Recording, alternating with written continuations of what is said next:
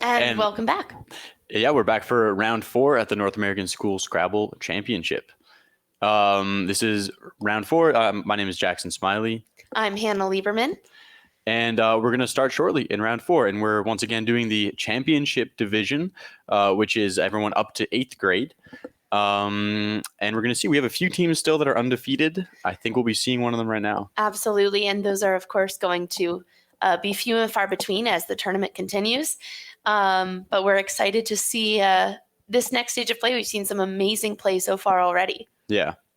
And as far as I know, we're going to be seeing one team from DC. We're right here in DC in the capital as well. And we'll be seeing one of the many DC teams going up against a team from, I believe, Louisiana, one of the daughters of 2 expert Scrabble players as well. And so we'll be seeing amazing. What a matchup we're going to see. The torch. So we have a little bit of a home field advantage for one team, and then it runs in the family from the other. The legacy team.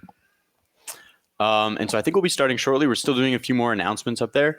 And we're in round 4 of round 8. And so after 8 rounds, we will be having a 1-game final for the championship division as well as a high school division.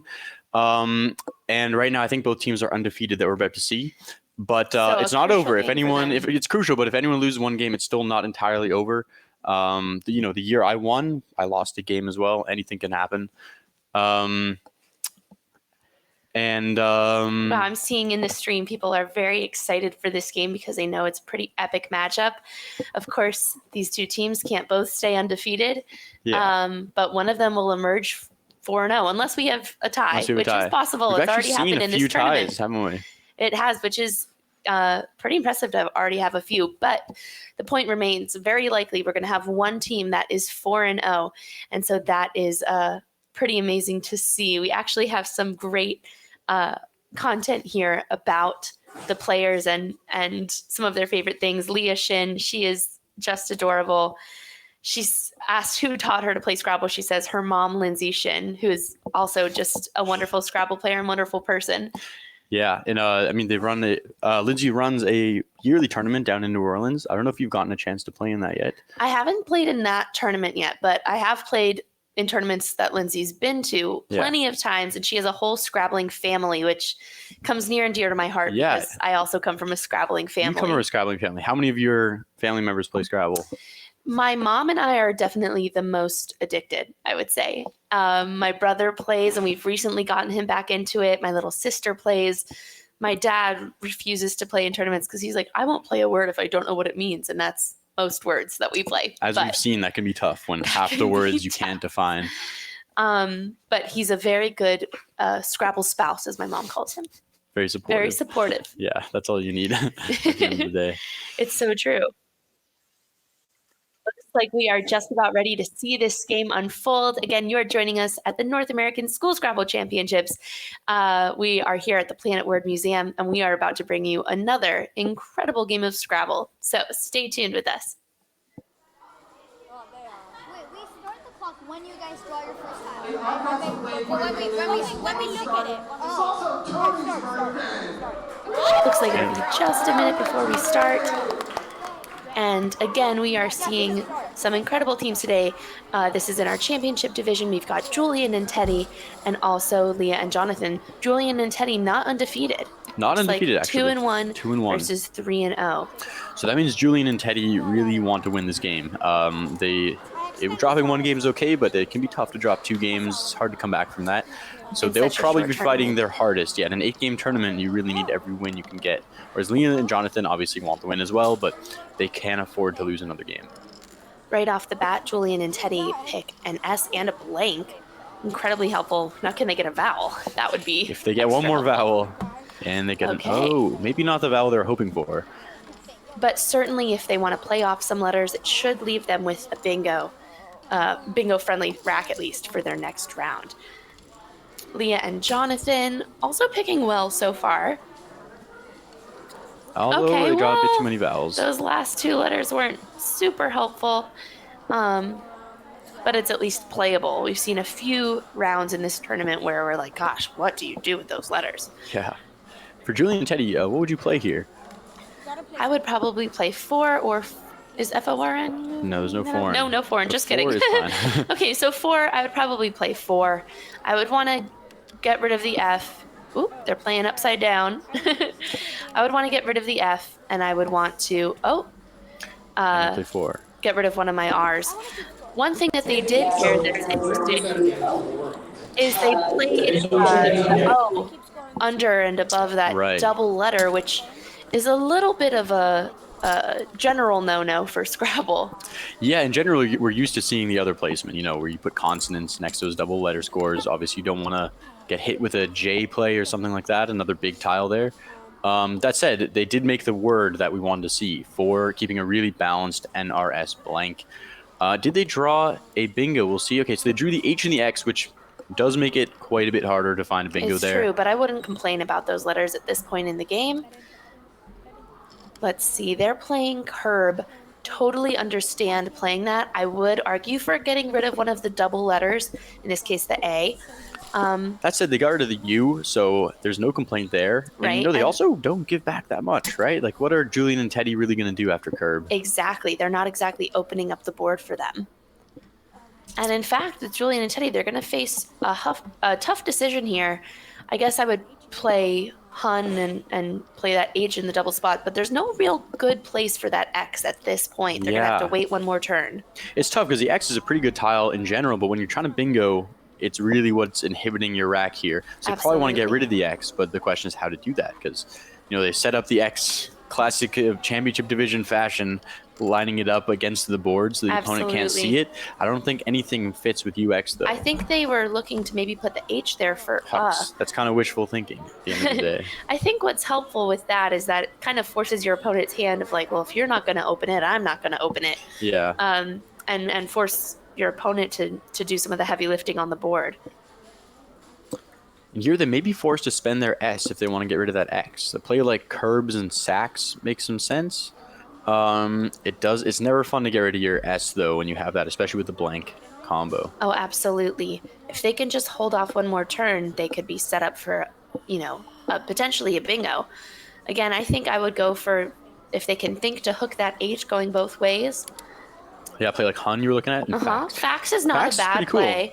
It does, potentially set some things up, and it's not necessarily getting the most points for your X, but I think we're going to see it paid off, and Ooh, it certainly with the second did. blank as well. What's cool about Fax is that it sets up a great bingo lane, a place for them to play bingo next turn alongside Fax, because their H can go next to the A for Ha, and pretty much any vowel can go before the X Right. to make like AX, EX, OX. And they actually did draw a bingo there. They'll have to use both blanks, so I think they will have a bingo like Handers or Hardens next turn. Hinders, right. So that works out as pretty much as well as they could have hoped after Fax. Absolutely. I think Leah and Jonathan have ideally they would get rid of an R and a V and an A, but they can also hook going both ways with Fax. The problem with this is that if you take that bait, you're also potentially setting up your opponent. It's this real give and take at the beginning of the game with a board this open. Yeah, and a lot of the games we see this kind of stacking going down. You parallel Fax, and then you parallel whatever you play, and then eventually you can just kind of let your opponent score too many points that way. Looks like they're You let going to be that playing AVA, which I think is a solid move I here. think it's a nice play. The V is a really tricky letter. That's why it's worth more points than like the R and the D. And it's tricky also because it doesn't take any two-letter words, as we've been saying on here. So I get the instinct to get rid of it. Yeah, and the V there is actually, it's going to force them to score a lot fewer points with their bingo when Julian and Teddy bingo. I assume they will. I think it might take a while with two blanks, but I think they will probably find something. If they look at their suffixes with ERS or ED or anything. Oh boy, if we look at the difference in the racks right now, one Yeah. is a lot easier to manage than the other. Yeah, well, Leah and Jonathan kept DIRR, right? So yeah, that's not Right. the draw they're hoping for. But they did already find irid, which again is not a word you would necessarily know unless you start studying. Yeah, be a good definitely jump seen for them. some four-letter word study here. Absolutely. Even with something like AVA, they clearly know their threes, Yeah, which exactly. does not surprise me given what we know of Leah and Jonathan. So Julie and Teddy are still looking for a bingo. it is back to their turn, and they have a few options available. But yeah, with those 2 blanks, it can be hard. It can be really hard, especially when you don't have a vowel of your own. You're going to have to picture both of those blanks as vowels. Yeah, at least that does narrow it down a bit. You can kind of go one by one. Exactly. I'm thinking something like hardens off of fax, or if they didn't want to set up that triple, they could do something off of the BA of ba, or putting an S on ABA. They have a lot of options. This is one of the ones where they're just going to have to find a word. Yeah, because pretty much any word will play. That's usually the hardest part anyways. But yeah, they could even play with BAS. They may not want to play off of fax because that will open the triple. Right. Because any bingo there will slot the S in the last position, which is a bit dangerous. Little do they know, Leah and Jonathan don't really have much to work with. But yeah, it's really hard here going one by one, especially with 2 blanks. You know, 1 blank you can kind of go through the alphabet. Sometimes I even sing to myself the alphabet song, and then eventually, hopefully, get to a word. But when you have 2 blanks, you can't really sing that twice every time. It looks like they might be leaving, looking to just get rid of some letters in bingo when it's a little bit easier. Looking at barn, you think maybe? It could be. Barn would be cool because barn actually sets up a nice SH spot. If they play barn from the BA of a curb, next turn they could play SH in a bingo Another for like option 90 it looks points. like they're looking at is the SH itself being played. Off of like with ba. There's a lot of options here. And I think we're seeing them move. Maybe they exchanged. No, I think Or they're maybe about to they're put down 2 tiles. I see they That would finally be the turned R board. and the D. And they're going with rad. Not a bad move. Yeah, keeping those blanks. The only problem is, next turn might be even harder to find a word with those 2 blanks. Those 2 blanks can sometimes be like, Right. Blessing in disguise. You can waste a lot of time looking for bingos. But hopefully they find something next turn. They've got a vowel, so that's helpful. They've got 2 vowels. Alrighty. And now back to Lee and Jonathan. I wonder which vowel dump they'll pick. They had Irid set up. They're looking at Ruin right now. I think Ruin could be a great play. The question is there a really good spot for it? They could do it with ban and not set terribly too much up. I think that's probably what they're thinking. Yeah, honestly, in a rack like this, what can you really expect, right? You're not going to get 40, 50 points from this rack. You just have to play through it and ban. And they're playing Ruin and Ban, which is a fabulous play that takes a lot of foresight to realize, the problem tiles, the U and the I, and then find a word to get rid of those problem tiles. I think Ruin is a very smart play. It might not look like the flashiest play. It's only 10 points, but But it really is saving the rack. It's a situation where you think, if I were to trade, I really wouldn't trade much differently. Exactly. What else would you want? And might as well get some points. We're also going to wish a happy birthday to our tournament organizer, Stefan Fatsis. Yeah, we saw saw his birthday today. His daughter Chloe helping with the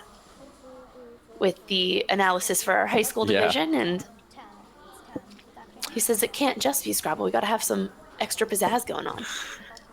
And pizzazz is actually a word that Leah and Jonathan are not that far from having right now. So true. Just a few more Z's and then they'd be there. Okay, looks like they found fashion. Okay. Julian and Teddy, that's a great find.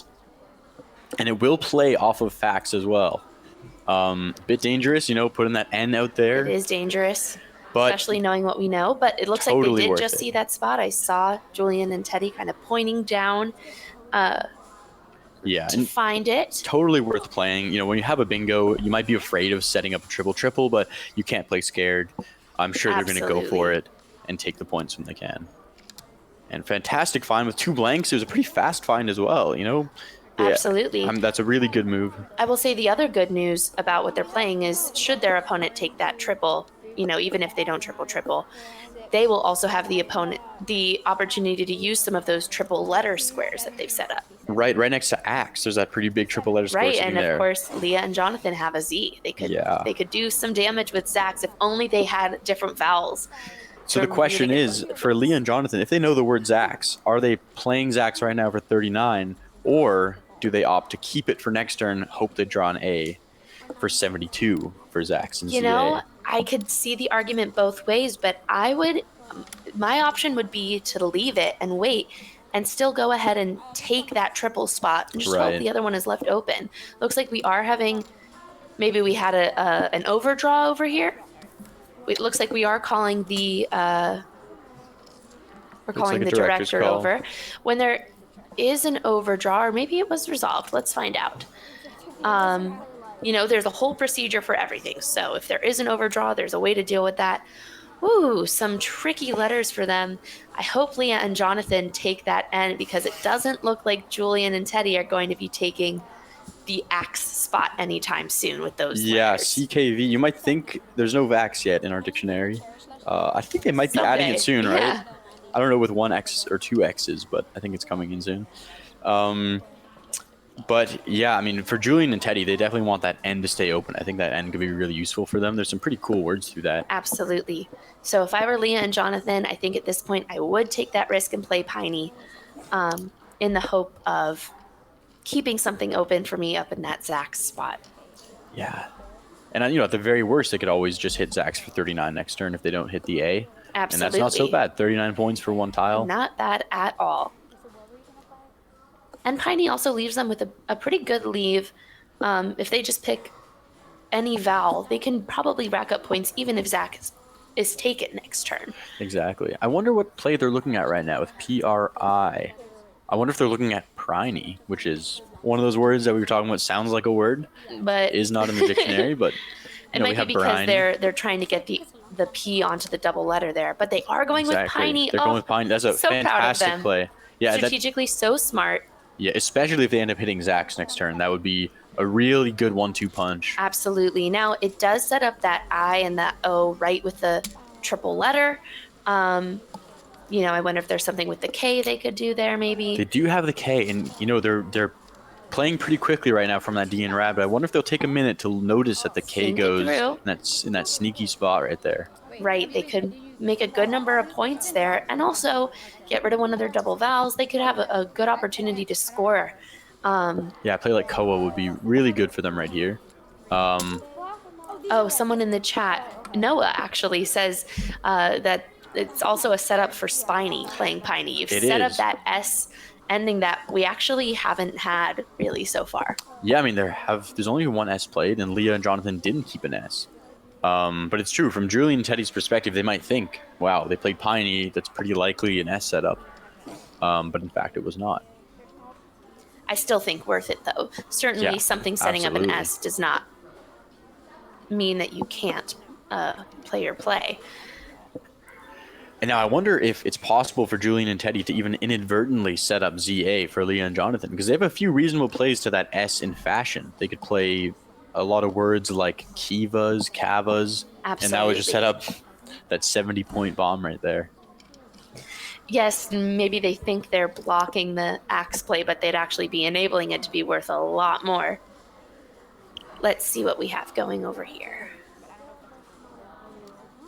They found the K play. It looks like they're still considering it. Maybe they're not sure of the word, but that shows some real patience. That's really going to pay off for them. It can be hard to know, OAK, OKA. You're like, is there one more in there? But it looks like they are going for it, and that's going to be almost 40 points. Yeah, that's a fantastic play. It is 40. 30, 34, 35, no, 37. But still plenty of points, not a terrible leave as far as their rack had been. Yeah, and ACIOV, not everyone loves the V, but it's a pretty balanced leave. No duplicate letters. I wouldn't ask for too much more from that rack. Absolutely. Now, the real question for Leah and Jonathan, is it worth it now to play Zax? Do they give it one more try? Because I think if you give it one more try, you're pressing your luck a little. Right. They could play something, to the H in fashion? It's kind of tough at this point. They're not scoring many points if they're keeping that Z again. Absolutely. Someone is suggesting they could set themselves up by putting a T before that H and then trying for Zit. Which is totally an option, but again, it's like you got lucky once that they didn't take the spot. Are you going to get that lucky again? Yeah, and now, that Zax spot or the spot next to Axe is really the best spot on the board to play. And so at this point, I wouldn't expect Julian and Teddy to leave it open anymore. As it stands, it didn't actually draw any hook there, so they wouldn't probably play there, but I'd be kind of worried. You draw an F for fax, you draw an M. There's a lot of different words that can go there. Right, or even if you don't draw a tile that particularly goes well there, of course, you're just going to want to block that spot from your opponent. Julian and Teddy know enough to also want to take that spot. Exactly. That said, I think it's still a great idea to keep the Z again, just in hopes. You never know, your opponent might play somewhere else. Would not fault them for that at all. It would be super cool. I like this long-term plan that they're building. trying to hit this ZA spot. And it looks like they're going for it. Is it dirt they're going to play? I like it. Awesome. What's super cool about dirt as well is, we were saying that axe spot is like the best spot on the board to play, but after dirt, it's no longer the case. They actually created a bit of a diversion with the dirty hook or playing through the R or the T, and now they're like, all right, so you play over there off of dirt, and now we're going to keep Zax for next turn. It's so true. And not only are they creating a diversion, but if their opponent doesn't use it, now there's another spot for them to use. That's true. So, and they do have Zit there, just for 32, at the worst. That was a pretty cool play. that was a very smart play. Looks like their opponents are going to take them up on it and not get too many points, which is great. I would say now, if Zax isn't taken, now I've waited long enough. You would take Zax at this point? As soon as they play Zax, they're going to draw an A. Exactly, right? That's how the tile gods are fickle. I know. As soon as you get rid of your Q, you draw the U. A lot of people find that to be the case. Something about the Q is just a U magnet as soon as it's played. And no sooner. All right, looks like they are going for vet. They're going vet. Keeping a nicer leave. ACINO. Works Certainly well. a nicer leave. I think we might be seeing Zax. Yep. And they're going to go for it. And that's... If the A comes from the bag, then I called it. Yeah, on a one-tile pull, no less. That would be quite wild. That really shows... I mean, Zax, I think, is a fantastic play. It shows Absolutely. not only patience from, keeping the Zax spot for many turns in a row, but also now diligence of, accepting defeat, being like, you know what? Enough is enough. We're going to take our 39 points. A real maturity here that they're not fishing and waiting, that they know when to cut their losses and to score those points. And also that they saw that play earlier and knew to wait for it. That's exactly, yeah. a real strategic maturity in playing that we're seeing from Leah and Jonathan. Yeah, fantastic playing so far. We've seen our first bingo come down with fashion, and now we saw this pretty cool long-term strategy with Zax. Meanwhile, Julian and Teddy were the ones hoarding the A's. That's what Leah and Jonathan really needed. And those A's will be really useful for playing underneath Z with ZA. They have a few plays there. I think another option, they could even do ZOA. Yeah, leave themselves with cool. a great leave of TAINC. But it looks like they are going to try and, another great option, still leaving them with a great leave of tonic. And they are utilizing that Z to rack up some points. Yeah, fantastic play. They're keeping their lead. They're keeping around a 40-point lead, which is pretty good. It's definitely not insurmountable, though. Leon and Jonathan could easily hit a bingo pretty soon and then be right back in the game. They're only down 50 points now. And we're seeing a lot of great rack balancing by both teams. Dolt keeping ILT. They're getting rid of their duplicate L's, duplicate T's. I think it's another fantastic play. Benefit of Dolt is that they're not only they're setting up bingo lanes without setting up super high scoring opportunities. I mean, they did put that triple letter with the D. But it's true, it's not a huge spot, even if it gets It's not like it sets up a triple lane or something like that. Yeah. So a solid move, and we're also seeing really smart choices on when to take their time on plays and when they're like, nope, this is it. Yeah, and both teams have a lot of time left. Absolutely. 13 minutes for Julian and Teddy and 17 minutes for Leah and Jonathan. That's well enough time. You want to keep enough time for the end game if it gets pretty tough, but they're both doing a pretty good job of time management. Absolutely. So Leah and Jonathan picking that J. We're seeing another power tile. We're actually got a lot of power tiles already gone. Power tiles, of course, are those rare and super valuable letters. Now, this is an interesting choice to play code. Looks pretty defensive to me. It does look wonder defensive if that's to what me they're as well. thinking of. But I think there are some equally defensive plays that maybe could have left a better leave, like playing, I don't know, con even. I love E's. I would keep my E. And it looks like Lee and Jonathan are setting up Taj right there, which, that's Beautiful. not what Julian and Teddy are hoping for. They're playing code to block the board, not give big plays back, but Lee and Jonathan hit them with Taj for 32. Getting closer. They're chipping away at this deficit. They're only down just under 30 points now. I find that so satisfying when you're kind of able to just keep chugging along. Yeah. Oh, they have such a tough combo now, Leah and Jonathan. U's and W's are maybe the least friendly letters together. Yeah, that's a tough draw. And they have two 2 W's. They have wow. They have woo blue, which I guess Yeah. is what they're putting up right now. But Julian and Teddy also, they have kind of an opposite problem where they have all these low scoring tiles that aren't really working together. We're And I'm missing sure one. Leah, I think there's one on the board. They're setting Yep, something up. the N. There it Yeah. is. Leah and Jonathan really don't want them to take that spot because that spot off of TE is really where they're going to be shedding their W's next turn if it stays open. Absolutely. A play like Wow through the Owen Dolt scores super well, gets rid of their problem W's, but it looks like Julian and Teddy may be leaving it open. That would be very kind of them. Very good for Leah and Jonathan at least. Not as much for Julian and Teddy. If I were Julian and Teddy, I think I would play something like as simple as lot. Well, no, you can't do that. As simple as not. Not, yeah, just to kind of take anything the to spot. kind of take that spot and get rid of just one of the T's. Maybe they're playing something down. See if They might be looking at I'm not sure. Lent, title, maybe? Lent, L-E-N-T? yeah. Inlet. It's hard to. The tiles are everywhere. They have some tiles on the board in their hand. tilt would be a nice leave. I don't know if they think maybe an ear, nose, and throat doctor has made its way into the ENT, dictionary. It has but... not though, has it? But yeah, it's sometimes when you're sitting on a play like Wow, you're like, okay, I really want Wow to stay open. It's tough to watch your opponent kind of deliberate between plays that Right. block it and then plays that leave it open. You lose your breath a little. Yeah. Nope. But it looks like they're going with 10. I which think I that's a great play. It is, yeah. It gets rid of 2 of their T's. Gives them a very nice leave. And for Leah and Jonathan, now they have this great, I'm sure they see Wow, Ow, and TEW, which would be a great way to get rid of those W's and rack up some points. They're really not that far behind. They'd get right 31 back in the points. game with that play. This will really be a test of their word study. The 3-letter words are no joke. Took me a long time to learn those. Me too. And TEW is not an obvious word to know. They would have had to study all the 3-letter words to know it. And it will be a huge find if they can pull the trigger on it. I will say, though, knowing their background, I have no doubts that Leah and Jonathan will find that. If not, they also have some good options with stacking the B in red. It does, it's a little risky opening things up, but they could play something like OBI just to get rid of some of those vowels as well. But I would be really eager to get rid of some W's. Looks like they might be trading. It looks like they're trading. You know what? If you don't see wow, then trading is probably a really good option. Yeah, and I think they chose a really good leave to keep as well, LI.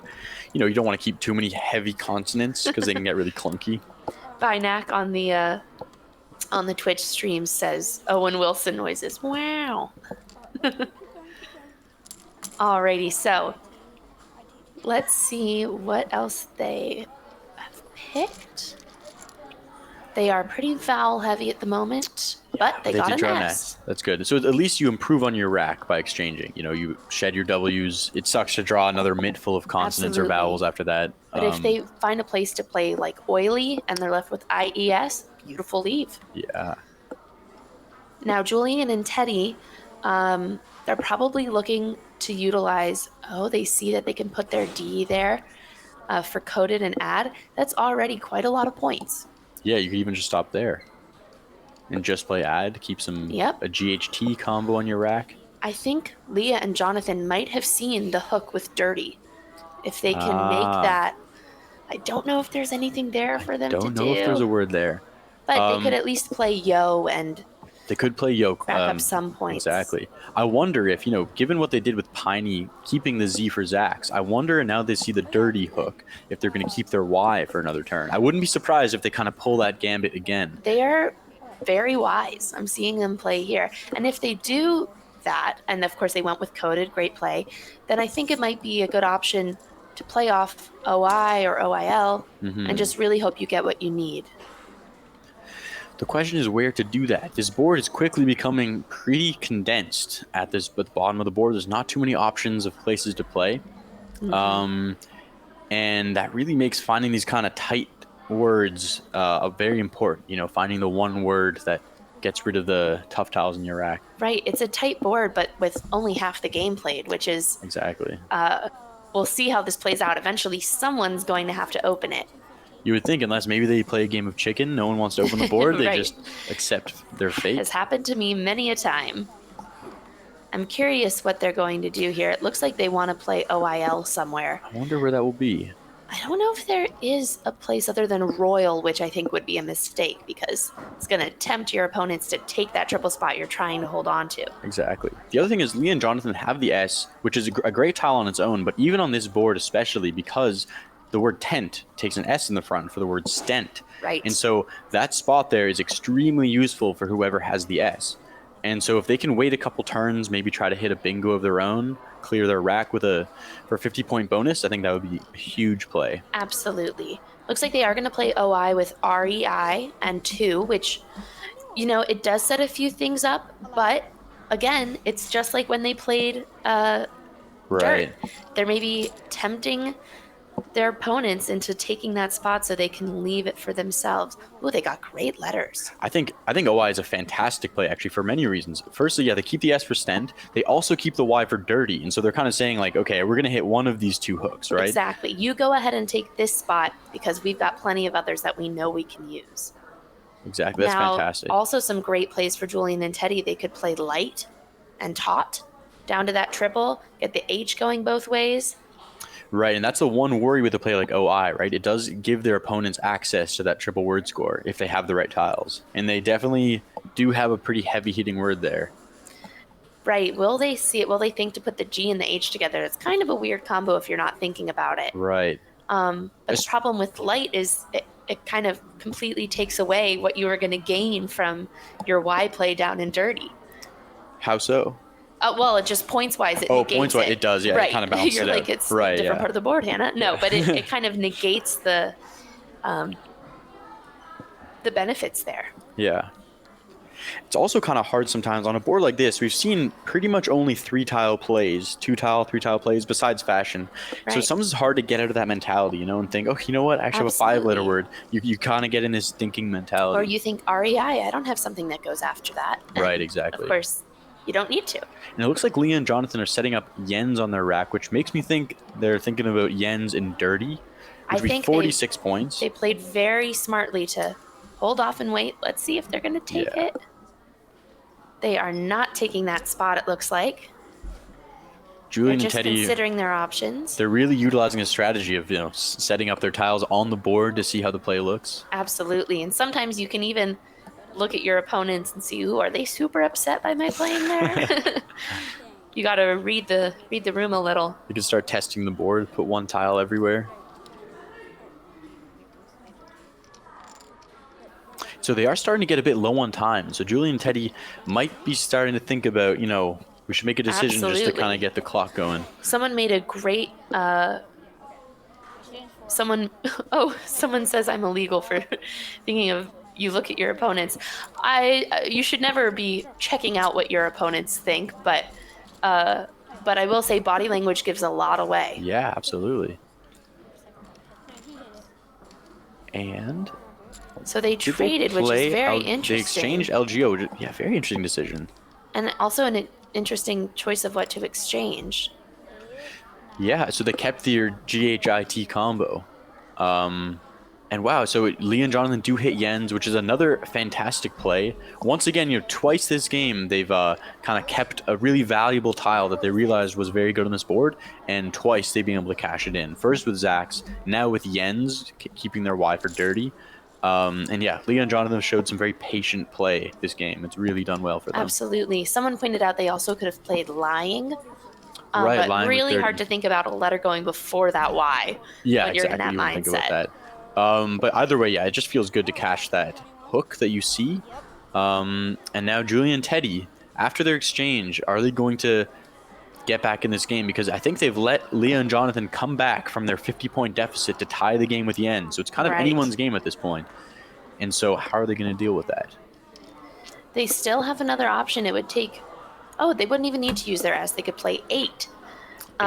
If they could It's a just think to beautiful put word. the G and the H together.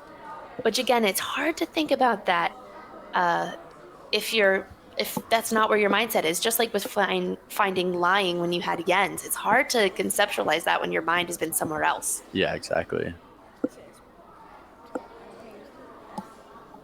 So it looks like they're thinking about playing their S off there.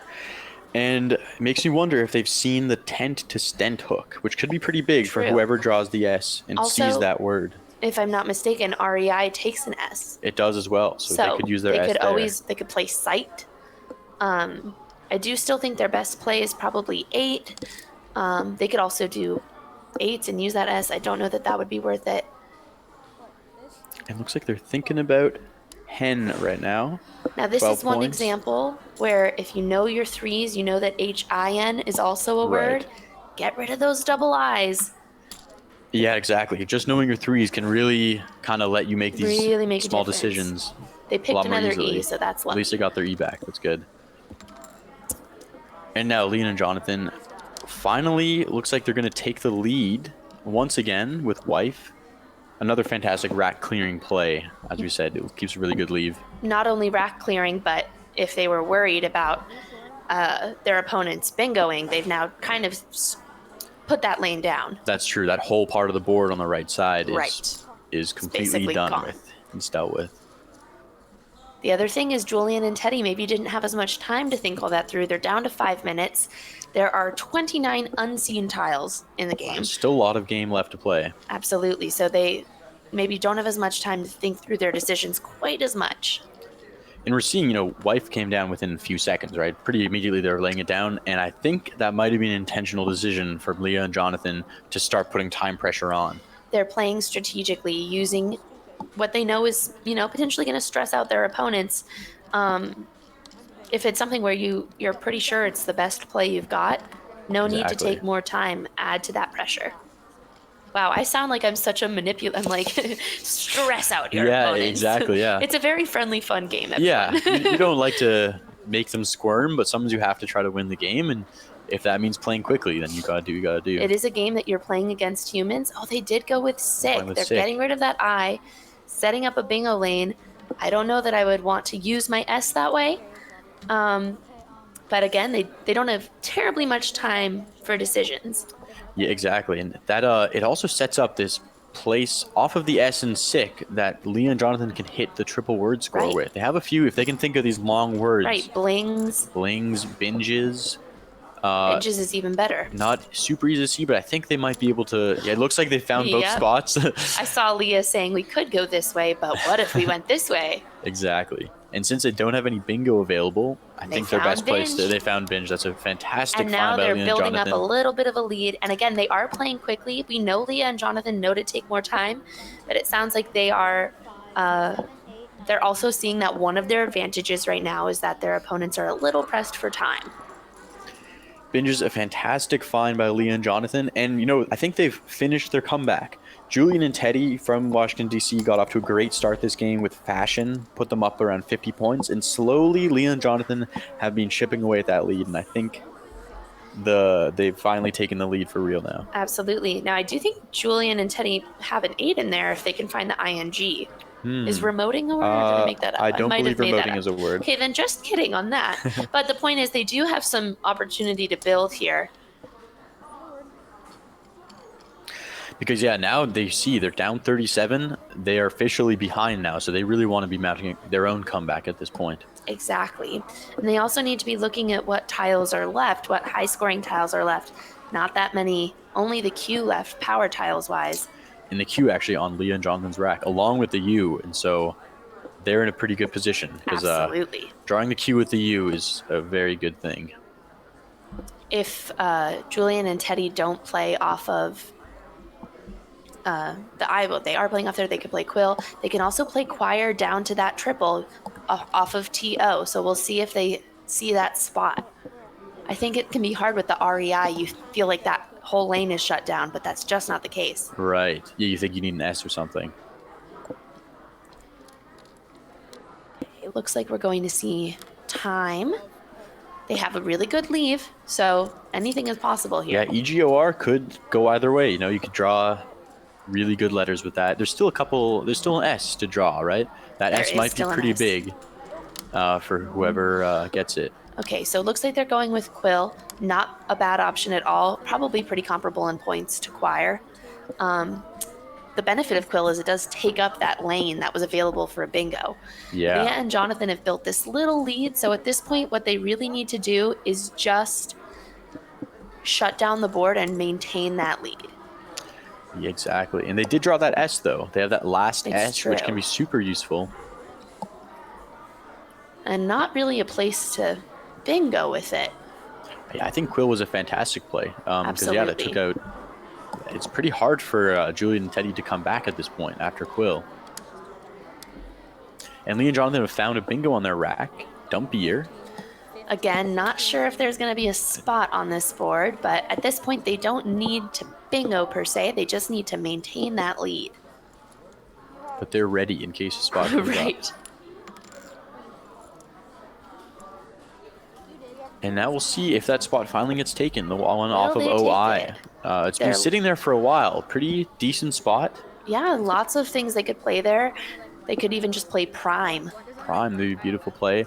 And we're also getting to the end of the game. There's only 4 tiles in the bag, if I'm not mistaken. Looks like they're maybe just looking to take the spot up there. I don't know that I would do that just because it's not like it can... Well, I guess they could bingo through the T. I don't know if there's enough space for that, is there? 1, The 2, T? 3, 4, 5, 6. There's just Maybe enough not. space. Oh, but there is, okay. I think they're also playing quickly, just knowing that their opponents are down to 2.5 minutes here. Exactly. I don't fault them for that at all. They're going to take 3 of those 4 tiles that are in the bag. Exactly, and that's another pretty advanced strategy we're seeing. Leaving 1 tile in the bag is not something that's obvious to everyone, but it can be really nice because you don't want your opponent to know exactly what your tiles are. And if you empty the bag, if your opponent's been tracking correctly, they can deduce exactly what tiles you have. But as long as you leave at least 1 tile in the bag, they can't know for sure, and so they can't start planning their end game properly. But Lee and Jonathan did leave 1 tile in the bag. I think they drew, yeah, they're drawing 3 tiles right now. I believe we have Leah's dad on the Twitch stream right now. Yeah, her dad, Austin. He is a lot of reason to be proud. The strategy that we've seen and the patience that we've seen. Exactly. Very impressive. Absolutely. I know when I played in school Scrabble, I was not this patient. Even I would have slapped down Zach's the first turn. I would have slapped down something with Dirty the first turn I had it.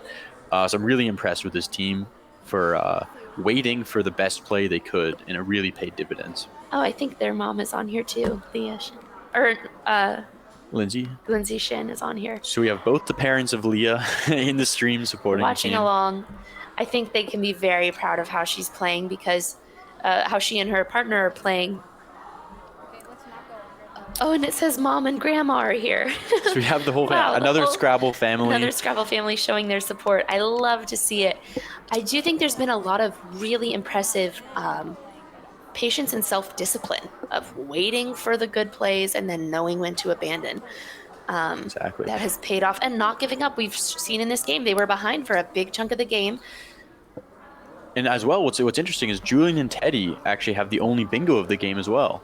And firstly, an amazing find of Fashion early on that propelled them to that Absolutely lead. a great find. But then also quite impressive that Lee and Jonathan were able to come back just using small plays. Usually, when you're down, you think about, okay, I want a bingo to get back in the game, but they didn't it shows need it. you the perils of fishing, that sometimes perils that's of not fishing. the best strategy. Yeah. And Julian and Alrighty. Teddy, they did play Mile, and now we're in the end game officially. The bag is empty. This is and- sorry, go ahead. Lee and Jonathan have 46-point lead, and I think they'll be able to hang on to that. I think so too. I wonder if we're not seeing a similar situation to last time where Julian and Teddy didn't realize there was only 1 tile in the bag. You're allowed to check how many tiles are in there, of course not with looking at them, but feeling. Too bad. And if they had just played off 1 tile, they might preserve that chance to bingo. It would still be a big chance, but I think it would be one worth taking at this point in the game. And now Lee and Jonathan have all their 10 minutes saved up so they can kind of ease up in the end game, take their time, look for their best play. But I think pretty much any word will do the job for them. And Scrabble on the Twitch stream makes a good point that they're very low on time. It's hard to think about all those things and all your options when you're like, I've got a minute left. Exactly. Jackson, tell us what happens if you go over the clock. if you go overtime, it's the game's not over. You don't lose necessarily, but you do lose points. You lose 10 points per minute that you go over. Even if you just go over by 1 second, we're calling that a minute. You lose 10 points. So it's really not fun to go over. I hate it. I'm sure the kids don't want to go over either, so they'll play as fast as they can with all 4 of their arms collectively. And Lee and Jonathan find Reap. Solid overlapping play, making add and Absolutely. put. You Forget know, how to pronounce things. the pronunciation matters less than the word being valid. Exactly. All right, so they're playing And a nice EEW. A nice new slang word. Ew. A recent addition into our dictionary. And they can also put their other E on it next turn for something It's even true. more gross. EU with 3 E's. Is that officially grosser by 1 E? I would assume so, right? Couldn't be less gross. I think we're seeing Leah and Jonathan know that they probably don't have a place to play all 3 of those tiles, or if they do, they'd have to take the time to look for it, and they kind of want to play quickly at this point. I could see playing OE off of Wife. I could see playing, you could play OE off of Reap, but it might not be as worth it. I think they are seeing that OE off of Wife, which I think would be their best move at this point. Yeah, another solid endgame move. And they're going to pass the 350 point barrier, which I think is Very nice to impressive. kind of a nice little benchmark to pass for any team. Now, at this point in the tournament, that ratings cap that we had seen earlier has grown. It's still 150, which I still believe is what it 150, was okay. last round, but it will grow for the remainder of the tournament, I believe, to 250. Don't quote me on that. Okay, I think I remember 250. But this game is well within that spread cap, so this will Absolutely. be exact. A really Lindsay nice close Shin game. says, great job. And also, Leela says she's a proud grandma. So we have the whole family watching again. It's so awesome to see all that support. I do think Julian and Teddy played a great game. They just They got really a did, little yeah. stuck with playing off, a letter or 2 at a time, which happens. Oh, look, are both teams stuck with an I right now? We might have that kind of situation. I love when that happens. But yeah, really fantastically played game by both teams. And I guess they might have to both subtract the I from their I score. think there's GI. There is with GI binges. off of binges. We'll see if either of them spots it. They have, There's LI off of Dolt. There's a few options. right. But regardless, both teams played incredibly well. I think what we saw with Julian and Teddy, we see the perils of getting a little bit low on time. It can kind of stress Right. some of those decisions. Yeah, then there's a question for Lee and Jonathan. Should you be time rushing your opponents? A lot of people have pretty strong strategies there. What's your opinion there? Do you like to time rush your opponents when they're low on time? I play very quickly. Okay, so no matter what, you time rush. Well, I play quickly to a fault. I should definitely take more time. Looks like they're going to challenge GI. It's relatively new. It hasn't always been good. Exactly. It is good, though. I do feel like I do sometimes time rush my opponents, but I normally only resort to that if I'm like, there's no way I'm winning otherwise. Right. Let me just slap something down. Right. But yeah, Lee and Jonathan put some time pressure on. I don't know if they were really time They rushing weren't them, time but they rushing. They just were aware that that was going on, which they just had a lot of awareness. I feel like they were tracking. They were aware of bingo lanes. I feel like they just had really good board awareness this game. yeah. Played and get like 301. So it looks like we have a final score of 363 to 297, which does hand Julian and Teddy their second loss, bring them to 2-2, and extends Aaliyah and Jonathan's lead to 4-0. So they're still undefeated. I 4 think rounds remaining. we're very likely to see them again. I believe if they didn't make it to the semifinals last year, we at least saw Leah on the board last Right. year. I would not be surprised to see this team further along. I think the other thing we saw was some really great teamwork on both sides. I saw a lot of talking over the plays, thinking through our decisions, Yeah. showing your opponent what you're going to do without just playing it without consulting. Exactly. And I still love the strategy from Julian and Teddy of putting their tiles on the board, all over the board. It's something I consider doing myself now from now on, really testing the Yeah. waters with these different words. It can really help to visualize. That's another thing with the time of these games, that you maybe get a little less time. You're a little more rushed because you have to be consulting your That's partner. definitely true. You know, these conversations are normally ones I have with myself in my head. Yeah, you can shut yourself up a lot quicker, right? Well, you'd think, but here we are. But yeah, no, it's true. When I was playing school Scrabble, I definitely found that, I'd start having arguments with my partner, like, no, we can't play that. We can never do that. And he'd Right. yell right back. Whisper yell. Yeah, whisper yell. So amazing that TO lane was never taken. Exactly, yeah, that OI, we were talking about that. It's like, it sets up the 2 different triple word scores. And neither was utilized. In fact, not a lot of the triple squares taken in this game. Yeah, 4 of them left. 4 still out there. Pretty interesting. I do think Sick was maybe a slight misstep that was caused by some time pressure. Yeah. And also just some pressure of you've been ahead the whole game, suddenly you're not.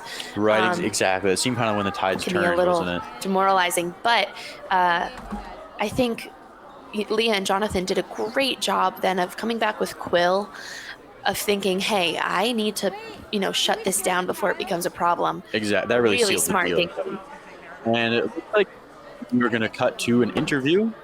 I actually think we're going to cut Recent? to us Oh, okay. first, but we are eventually going to get that interview for you of Leah and Jonathan, who just confirmed their 4-0 undefeated status. Yeah, that doesn't leave many undefeated teams yet. There might be 1 or 2 others, but it really puts them in a great position going forward. Right. Tournament's about halfway through, and they've yet to lose. So very exciting to see. And as we've been saying with the Twitch stream, so exciting to see this coming from a Scrabble family. A multi-generational Scrabble family as well, which is pretty amazing. It's actually, I think, so rewarding for a lot of these kids. They're probably at the point where they can beat their parents, where they are the best Scrabble player that they know. Right. And it's such a rewarding thing to have with your family. I've so many fond memories. And still to this day, traveling, like 2 weekends ago, traveling with my mom to go to tournaments. Right. Yes, we're a competitive family, but we somehow make it work out by dinner time. But then, of course, it's also hard when you come from a Scrabble family. You can't say you're even the best in your family until sometimes quite some number of years in playing, When you're 26 years old. That's and when it even happened for you? They're going to argue with you about that. No. Yeah. But you also always have competition at home. I'd be very curious to see if someone goes over to the Shin household for game night. Right. I'm sure every what they're night is Scrabble expecting. Club Right. at their night at their house. Actually, they probably have enough players to do a graded tournament. Tournament every night. Awesome. We're about to go to that interview for you all. Jonathan and Leah are going to tell us all about that game with the wonderful Knits. You are watching the North American School Scrabble Championship. Thank you so much for being here. Coverage continues.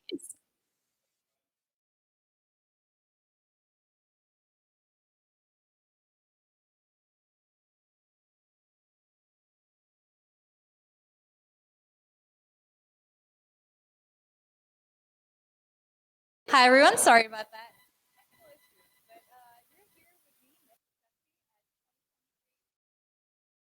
Championship.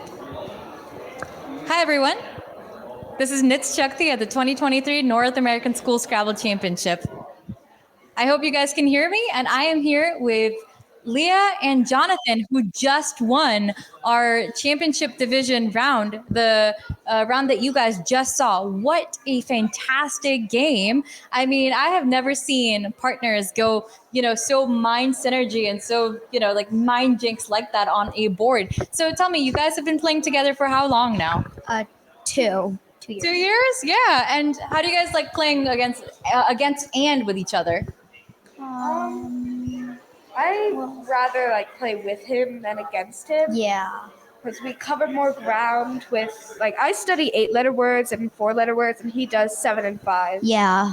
Oh my God. So you guys split up your word knowledge and that way, wow. And you're studying all the way up to your 8s. That, friends, is a fantastic dedication. And what about like board management and how you find plays? How does that go for you guys?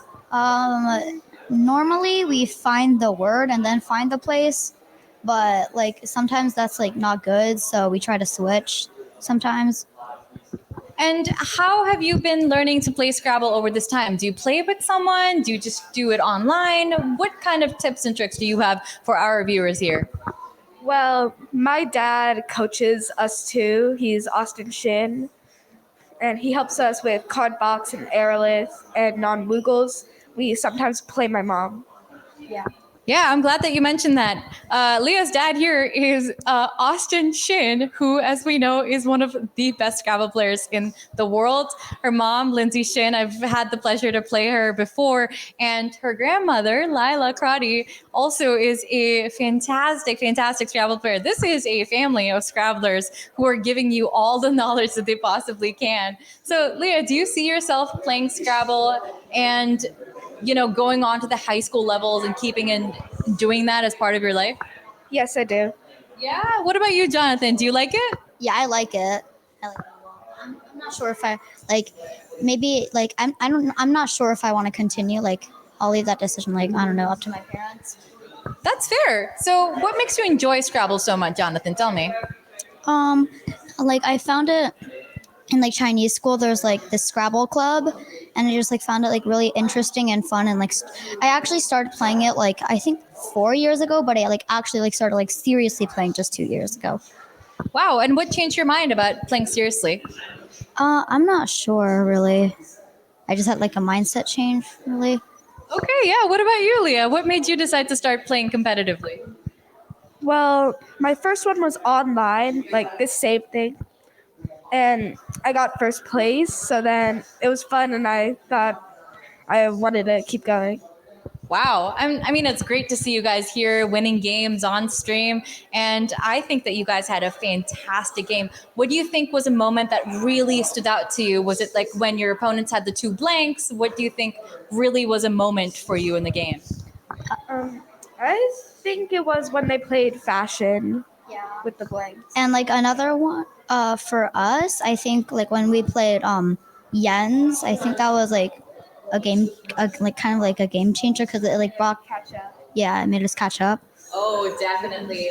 If you guys hear the commentary that was going on in the background, yes, that was definitely quite a play. Everyone was just talking like crazy about it. So I think you guys did a fantastic job. Do you have any other comments that you want to share with your amazing, fantastic viewers? Nope, not really. I don't think so. Okay, well, thanks so much for your time, you guys. And I will hopefully see you guys on the board again. Well done. Yeah. All right. Thank you so much, Leah and Jonathan, for joining us. Thank you, our amazing Scrabble Twitch viewers, for being here. I am going to be joined here again by Will Anderson because, this is a terrible duo. They're just never going to get rid of us, are they? I don't know. It's a pretty iconic pairing at this point. That was an amazing game, amazing interview, Nits. That was really fun to watch that game. Unbelievable patience by Leah and Jonathan there. Of course, a great game by both teams, but a big win for Leah and Jonathan to go up to 4-0. So what we're going to do now, we're still waiting for that last decisive round 5 of the day. Well, decisive is a little strong. We do have 3 more rounds tomorrow, but the final round of the day, we will be moving back into the high school division and taking a game between 2 of our top performers there. I'm really excited for it, Nits. Can't wait to see. Yes. I mean, if you think about it, if middle schoolers are finding fashion with 2 blanks, what are high schoolers going to be doing to us? I'm always, excited to watch these games. But when middle schoolers come out kicking like that, that is something else. Yeah, that was pretty amazing to watch. I just continue to be so impressed by the level of play that we're seeing here. Definitely some plays that the commentary team was able to sink their teeth into in that game. But really, I just can't get over that patience from Leah and Jonathan down early in the game. Didn't panic, continued to score points, didn't even really go as hard as they could have for a bingo, knowing that they had such good scoring plays, an incredibly mature level of play for 2 players who are so young. It's amazing to watch. So yeah, I was so impressed. I mean, I completely agree. And for them to notice the difference in the time and to really build on that, knowing that they have to play fast, knowing that they have to put their opponents under pressure. I mean, that is something that we are, used to doing, something that I have had done against me because I'm a very slow player. But I mean, that is strategic. And that is something that takes practice. And we heard from Leah, she's working with her dad, Austin Shin. She's playing with her mom. She has her grandma who also plays Scrabble. And these are kids who are being coached on how to be great players. And you can see that on the board. Without question, that is true. And it really does underscore that Scrabble is kind of a familial game, right? I feel like most of us learn to play Scrabble being taught by mom, dad, grandma, whoever. That's how Scrabble sort of is passed on through the generations.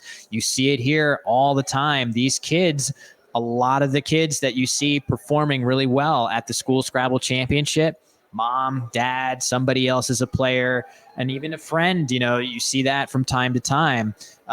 These friend groups that I really feel like maybe we'll have Chloe talk about this. Her little nucleus of players that rose through the ranks together are still really good friends to this day and have all sort of pushed each other to be great Scrabble players, and all of them are. So it's amazing to see. And as I said at the outset, who knows? We could be seeing a future all ages national Scrabble champion in our midst here today. We'll definitely be seeing some champions at the school level tomorrow for our dramatic conclusion. So, man, I am excited to see how it unfolds. Yeah, I don't know. Mitch, how did you get into Scrabble? Do you have a similar story to that, or was it more just organic? Well, okay, there's two parts to it, right? Scrabble is such a community game. You come here, you make friends, and it's not like you're all from the same locality. Everyone here is from different parts of the country. They're making friends, and they're, making that little nucleus that grows up, and hopefully you all just keep playing Scrabble. For me, it was a little different. My mother was best friends with the president of the Scrabble Association of Delhi. There you go. There were no players in New Delhi at that time, none at all. I remember learning how to play over ISC again and again, just playing games every single day until, I made it to the States, I made it to the nationals, and then I met friends, and then I made a community. And now, luckily, New Delhi is a thriving hub of Scrabble players who I can go back to anytime I go back to India and say, hey, we should play a game. And, North America is completely different in that sense. Here, I have seen such a strong sense of just, school Scrabble players who get together, who are kids, who are just learning, not just for themselves, but for their partners, because this is a championship that requires that kind of teamwork. It requires that kind of communication. And I think this is such a fantastic channel to build those kind of relationship skills, those kind of strategic skills that are going to help you a lot when you get older. It's interesting, that parallel between players at this level being training those skills that are going to serve them so well later in life, that discipline, that focus. These are kids that can sit and play a full game of Scrabble over 25 minutes, an hour, without needing to pull out that smartphone and see what notifications they have on whatever social media. There's a lot of focus and discipline that goes into this game. And at the upper echelon, you see that in spades with these players. So it sounds like, just listening to the announcements in the background, just a quick update. Some of the final games to finish up in round 4 are just getting reported in. And as soon as that happens, we're going to get round 5 paired up, at which point we may take a quick break again to figure out what our final game of the day will be. Really excited to close it out strong, Nits. Yeah, and speaking about community and our nucleus, we're home to so many parents, so many coaches who have been here year after year. I mean, Chloe Fatz is our streamer and our commentator, wonderful multi-day player and champion now. Her father, Stefan Fatz, is really, the brains behind all of this. And he's one person who we'd really love to talk to, really get on screen in front of you guys so you can, really hear his thoughts on what it's like to run such a fantastically, important, such a well-running, well-oiled machine that is this tournament that brings in so many young people. And, it's parents like that, it's coaches like that who ensure that students kids and everyone, they just keep going to club, they keep practicing, that they have a reason to come back to this game beyond just the fact that it's really addictive. It is incredibly addictive. You never know what you're going to get in a game of Scrabble. That's what keeps a lot of us coming back. But it is hard work to maintain these clubs. A huge shout out to Stefan, as you say, who I think we're going to talk to him a little more in depth on our break tomorrow between round 8 and the finals, where we have a little time once again to spend talking to some of the people like that. But really a huge shout out also. I know a lot of you guys are watching. Parents, coaches, there are a lot of people that do a ton of work to make sure that our competitors here can attend their clubs, go to tournaments like this and others. Really want to say a huge shout out to all the parents, coaches, organizations that contribute to this event. And while we're doing plugs, once again, a huge thank you to the Planet Word Museum for opening its doors to us, partnering with us. It really does feel like an incredible match, the National School Scrabble Tournament and this venue, Planet Word. So thank you as well to everybody that's made that partnership happen. So yeah, it's really cool to see. It really does bring a smile to my face to see all these kids getting pumped about playing Scrabble together and just want to see more of it, you know? Yeah, and you'll notice, they come in their own little gear. They have matching shirts. They're ready to represent their own club, their own state. And, well, yeah, they come in here and they know they're not just, playing for themselves. They're playing part of a team. And that's really a very strong commitment to make. That's a really strong attachment to have at this time. And for them to be learning these skills at such a young age is going to do a lot for them. Scrabble is more than just mathematics. It's more than just words. I think there's so many relationship skills that, go into it. There's so much, and an interdisciplinary kind of knowledge that you really have to create and hone over time as you become a seasoned Scrabble player. And it's fantastic to see these kids doing that over days, over weeks, over months, and being here as they are. Yeah, I mean, you can even zoom that out and to your entire life, right? Like Scrabble is a game that can stick with you your entire life. And to see, players at this age understanding that, you found a game that's going to stick with you a while. Scrabble's been around a while and it's going to be around a while longer yet. Typically, if a game is around for 80 years or whatever it is that Scrabble's been here, there is something special about that game that keeps it in our popular culture, in our consciousness. And there truly is something very special about this game. And I feel comforted to think that I've picked a hobby that's going to stick with me as long as I want it there. It's very comforting. And I think it's great to see. I kind of wish that I had fallen in love with it when I was the age of these players, but whatever. Just happy I got here. Better late than never. I'm here. I'm thrilled to be here, but most importantly, thrilled to see that next generation competing here. So you can't just leave us hanging like that. You got to tell us about that journey. How did you find Scrabble? Sure. And tell us, why are you as amazing as you are? Tell us, Will. We need to know this. We need to know the secrets so we can be the next champions. My favorite topic, myself. Yeah, I mean, I have the funniest things that I like to tell about my Scrabble origin is that my mom introduced me to this game when I was something like 10 years old, and she didn't take it easy on me to start. She thought that I would be good at the game and didn't want to sort of baby me. She basically wanted to show me what a solid, living room player can do, and I lost every game that I played with her for I don't even know how long, months, before I finally threw a tantrum and said, I don't want to play this game anymore. I hate this game. I'm never going to play this game with you again. And that was my origin story as a Scrabble champion. Now, something changed in there. I came back. I gave the game another chance a few years later. I had a little bit more experience with word games under my belt. It took a little while. I actually read Stefan Fatsis, our organizer's book, Word Freak, which is on the walls of the elevators in Planet Word. Read that book and somehow didn't realize that I was the intended audience. Took a few more years and I needed a new hobby that would get me off the computer. And a friend recommended that I try Scrabble tournaments, and right down the rabbit hole I went from there. So unfortunately, when I was these kids' age, I was playing video games. I was outside playing, basketball, destroying my toys, in, pyrotechnic ways. Wasn't doing this type of disciplined, focused study, but whatever. Like I said, I'm here. So I don't know if you guys are roasting me for this origin story or not, but I don't know what you think of that, Nitz.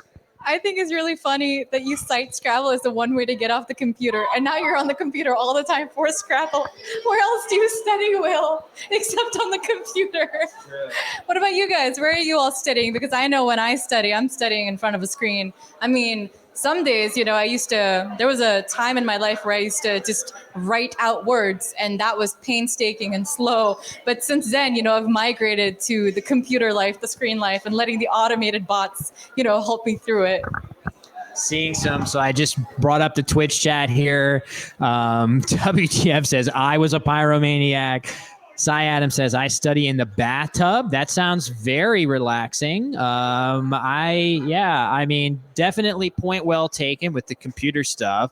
But I do also think that, you can study words at a good clip and don't have to be tethered to the computer and have some other hobbies. You can study words for 15 minutes a day and make huge gains. I really do think it is a question of discipline and practice more so than devoting your entire life to learning the dictionary. It's about that consistency, and you really can see that in the level of play of a lot of the players here. A couple people, Noah says, just play thousands of online games. Don't study. Ancient Cosmographer says, only study, don't play games, and farm medals on Aerolith. Yes, of course. Aerolith, which we've mentioned earlier, the word study site. So whatever works for you, whatever strategy works for you as a Scrabble player or a Scrabble fan, we're here for all of it. So. And, Will, I think you're absolutely right. A lot of you must be looking at these games, these tournaments, these multi-day tournaments, even these kids, and thinking, hey, these words are kind of ridiculous. And the thing is that you don't have to spend, your entire life just memorizing 200,000 words, because when you're a beginner, every 50 words that you learn, every 5 words you learn make a huge amount of difference. Every time, you've learned just a little bit more, that increase, that spike in your performance is exponential. And yeah, it plateaus after a while. And that's, when you get all these amazing players who are all, at the same level and they're butting heads. But in that beginning, getting into Scrabble and becoming a competitive Scrabble player takes a lot less effort than you think. Discipline, yes, but a lot less effort and a lot less crying than you think. Yes, that's right. It shouldn't feel that much like work. If it feels like a chore, you're doing something wrong. You should be doing something different. It doesn't feel quite so terrible. But yeah, Nitz, it's a great point. Not every word has that same impact when you learn it. If you're just starting out, what's more important to learn? Busybody or za? We like those shorter words. We like, what's more important to learn? Tisks or retinas, right? You gotta give it up to retinas there. That's better to learn. So there is an ordering that really does taper off over time. Those first few words you learn tend to be, if you're doing it correctly, the words that are really important to learn and give you a huge boost to your game early on. So anyway, players are milling around. I feel like at any minute now, we are going to get that notification that the round 5 pairings are up. It feels the hustle and bustle in the room seems to be getting a little more intense in there. So I don't know, maybe it'll be a good opportunity to take that quick break and figure out who our round 5 pairing will be. Nitz, any final thoughts before we take a little break? My final thoughts? I really wish I didn't have to learn those 50 words. But you do. You do it because you love the game, and you do it because you want to keep getting better. And that's what it is. That's what we're all doing here. And that's why we keep coming back year after year, tournament after tournament, because those 50 words make you feel really good when you find them on the board. Yeah, no question. That's true. Seeing the fruits of your labor play out over the board. These players are obviously experiencing that at a rapid clip with how impressively they're all playing with so little Scrabble experience under their belt. So with that, we're going to move into the high school division for round 5. Slightly more experienced players. They'll be playing as individuals as opposed to teams. So let's take a little break right now, and we'll come back with our final round of the day from the North American School Scrabble Championship.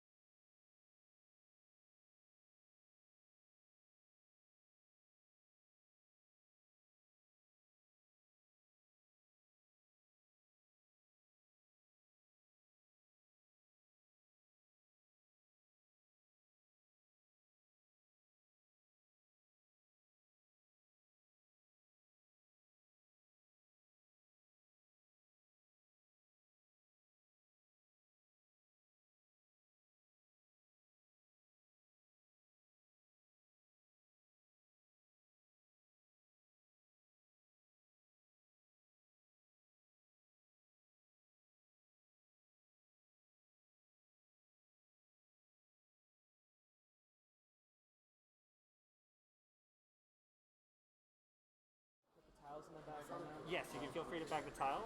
Obviously, just what you need. Yeah. Thank you. Welcome back, folks, to the North American School Scrabble Championships.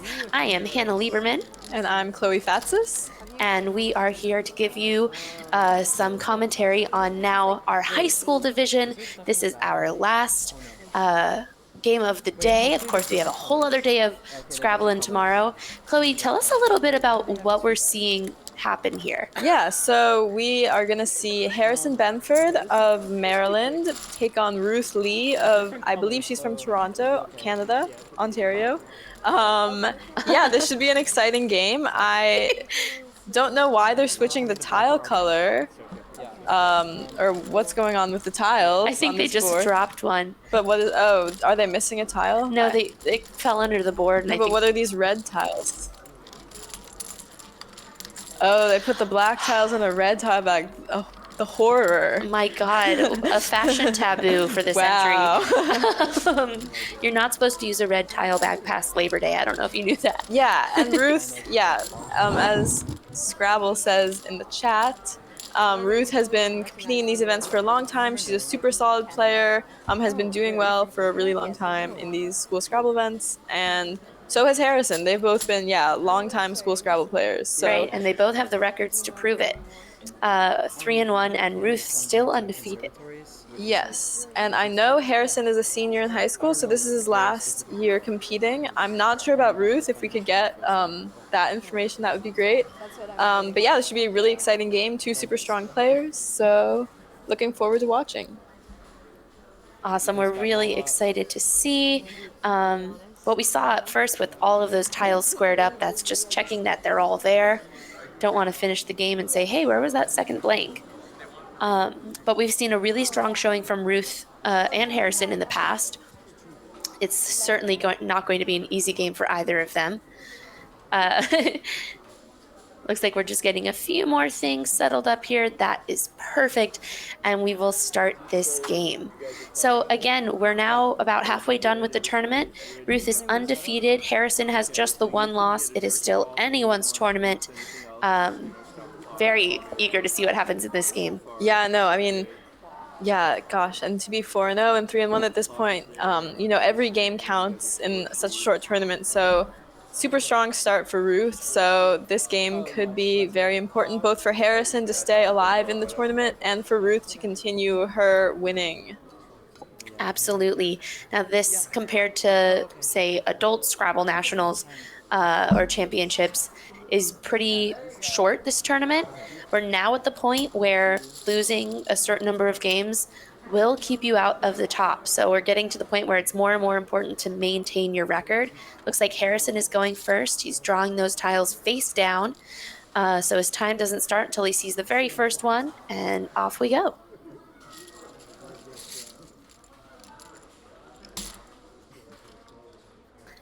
And Ruth is also a senior in high school, it turns out. So this is both of their last chance to win it all in the school Scrabble championship. So should be an exciting game. And Harrison very quickly playing Joda. J-O-T-A. J-O-T-A, if we want to spell the words out. Seems like a pretty strong play. I might have also considered trying to get rid of another vowel there, just because keeping 3 vowels sometimes can get you bogged down in even more vowels later on. But yeah, getting rid of that J, definitely among the top priorities there. But wow, he drew super well. Yeah, paid off so far, for sure. Ruth has some great letters as well.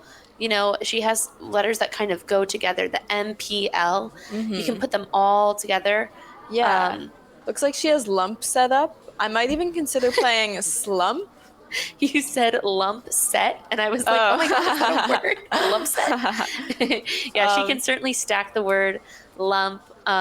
You're right. She could also use that S, get some points with the J. Yeah, just slump making Joda's scores a lot of points. But yeah, it would definitely be a decision between lump, slump, because you do have to evaluate how much you want to keep that S versus how many points it's getting you on that turn. Absolutely. We are early enough in the game where I could see the argument either way. I think lump is a perfectly valid play, and it also leaves her with really gorgeous tiles. Exactly. So there she is playing lump, which I think according to Quackle was the best play for her here. Yeah, it looks good. Yeah. Awesome. Okay, we're going to see Harrison. He's written out raises, which doesn't look like his spot for that is. I mean, he could play it off of lumps. But lump set up another hook. In addition to an S, you can also put a Y after it to make lumpy. So he could do true. something like sizey underneath. Or if he wanted to save the S and the Z for another turn, he could always do airy, which again, not going to score as well. But yeah, the Z nice and to S know are it's an so option. powerful. So often worth saving. He could even do something like zaps and hook it with Joda and just rack up points. Or zips. But I do like the idea of lumpy. On the other hand, I like the idea of saving that, knowing that only the S and the Y, as far as I know, can go after lump. Well, you've got two of those things on your rack. You know, maybe you save that hook for yourself. Very true. Ooh, look at what Ruth has found. She says if there's an open A, she has falsetto. Ooh, very That nice. is gorgeous. Yeah. Another thing for Harrison here, he can score a ton of points playing zips and Jodas. Looks like he's gonna go with Zaire's, which is another really reasonable choice. Scoring a lot of points. It does set up Ruth though, as Scrabble put in the comments here. Loftiest. Loftiest. Yeah. So I imagine Ruth will find that, knowing that she's a strong player. So that will potentially be the first bingo of the game. So true. And, the other thing with Zaire's, it leaves you with the Y, which, ooh, he picked a blank too. He's picking so well. Yeah, there she goes. No time wasted. Absolutely not. Now, it does give him, he has both blanks, and he has a triple lane. We might see our first triple. Let's see. I wonder of if the there's tournament. something there. Mortuary? Is that a word? Mortuary. Nice find. Yeah. Thank you. Awesome. Look at me. Sometimes I know Scrabble. That would be a sick play. Wow. I wonder what else. If he doesn't see that, he's very close to having maturely set up on his rack. Right, or maturity. Yeah. He can certainly bingo at least. Yeah, he also has mustardy available as a triple, which would be super cool. But yeah, with two blanks, it can be really hard. I think there was a turn last game that you guys commentated where a couple turns where a team had two blanks. Yeah, and I'm sure you really talked about how tough it is. He did find maturity. He's playing pretty quickly, which maybe doesn't show as much maturity. No, he's playing so well. Maturity is an excellent find. If he had taken just a little more time, perhaps he could have found mortuary, but maturity is nothing to sniff at. Certainly takes away some of the sting of loftiest. Yeah, I mean, it's always good, to play those early turns a little bit faster, but when you have two blanks and when you have that triple open, I would be trying to spend a long time searching through every possible option that those blanks could be to look for a triple, just because those are going to score so much more than anything else you can play. It's really just a huge loss of points to not have it. But it's a tough find. Absolutely. Hard to fault someone for not finding mustardy Hard to fault someone or for mortuary. bingoing. Yeah. Now, Ruth has a tough draw. We actually saw a very similar draw last game with Lindsay and Jonathan of these two W's. She sees wow. Unwon is also a word. Looks like she's going to play wow, making J-O and L-O-W. That's a great play. Yeah, it makes a ton of sense. The W's are not a good tile. She went from kind of a messy rack to something much more manageable. And we'll see that in a moment. Yeah. All right, so back to Harrison. He's drawn not necessarily great bingo tiles, but tiles that are certainly good enough for really up great some for points. scoring. That TCH combo, TCHY, all of those go so well together as he has set up Itchy on his rack. Not sure where he's looking to play that at the moment. I wonder if there's anything going through the L of loftier, reaching the triple. What? Can't see what he has an F. Yeah, I think it's an F, an F and an N. N. Okay. Not seeing anything off the top of my head. Fitly. Oh, nice. Yeah, that would be good. 33 points for Fitly. It's not a bad option, but I would, again, take my time, see if there's anything else. Let's see. I wonder what. Yeah, if there he we doesn't go. see that, Where See could him- he play Itchy, which he He seems might- to be wanting to play? Yeah, he might. This can happen sometimes. It happens to me all the time where you kind of get caught up on finding a really good word. Yeah, but It's you have hard to look to at the abandon. board. Yeah, he Right. could play Witchy if he really wants to. That's Not a bad play. It Not an scores insignificant some number of points. Yeah. And we can see Ruth got a much more balanced rack now. It's Yeah. still not Not ideal. non-rule, maybe? I don't know. Yeah, we'll see. Non-rule. I don't think that's a word. I think that's me hoping it's a word. But the point is that the blanks are an INT. It is maturity, Okay. not maturely. Good to know. He had lots of options there. We'll see. It does look like he's maybe tied to Itchy. Witchy is also a really good option. I think that's what he's seeing. Witchy Yep. is what he's playing. I would even honestly consider playing just Witch there. It might sound a little crazy, but if I'm really stuck on this Witchy thing, you set up a huge spot for the Y for next turn. It is sacrificing 12 points immediately, but it would be something I would consider at the very least if that's And- what I was thinking of doing. You also know that your opponent doesn't have one. Yeah, you because the other played one's it. already played. So And the you are odds of- guaranteed that spot, basically. And both the blanks are gone. You're right. You Yeah. are guaranteed that spot. Yeah, I mean, I still think, Fitly over that CH combo is so powerful and so nice to keep as well. But if you're not seeing that Fitly play, then it's Fitly another thing also to consider. scores a bit better. Yeah. Oh, look, she's yeah, seeing definitely. the Lens, top play yeah. here. Lens is actually Yeah, very good. what our That's what I Crackle would said to do. Yeah, I would totally think of doing Luns. I think just getting rid of the U, getting rid of that second N, getting rid of the L, which is a pretty decent tile, but isn't totally helping things here. Seems very reasonable. And Ruth also picked pretty strongly here, if I'm seeing it correctly. Yeah, and Harrison also is gonna have some options. Picking up the X, he has some decent options on this board with the X. So true. He could even just hook it on top of Witchy and kind of shut that area down. Yeah, Get if about you 30 wanted to. points for that. They've both been playing defensively in that they haven't been putting vowels in front of these multipliers, right? So, Ruth hasn't set, and Harrison hasn't set himself up for some sort of like X on the triple letter going both ways situation. Yeah, it looks like he's thinking of exec maybe to the C of Witchy. It's a good idea. If I was thinking of going that route, I might do something like exile through the L of loftier. Oxify Oxify. with the Y, is that a word? I'm just making up words, guys. Ignore me. But yeah, it looks like he actually might be thinking of foil to keep the X. That could be smart. Yeah, it would be nice if you're thinking of doing that to think of some way to set up the X for a really big score next turn. I would have to take a second to look for some of those options. But Right. yeah, it's always something I'm thinking about when there's not like an amazing play using my X, but I know it's a powerful tile and there's lots of things open on the board. And Ruth did draw Lunier. It was maturity or it doesn't matter? Maturity, Okay, it ITY. doesn't, yeah, either way it wouldn't work. I do see the merit of playing that XI just in that, you have a lot of 8s available with Witchy. You set up a lot of lanes. And it's not, it's not like a waste of the X, in my opinion. It's getting good points for Yeah, it. totally. On the other hand, playing off like FOE somewhere or playing foil would be helpful. It's not like you're setting up a new opportunity for an S hook because you also have slow right there off of low. Right. We see him really taking his time on this one.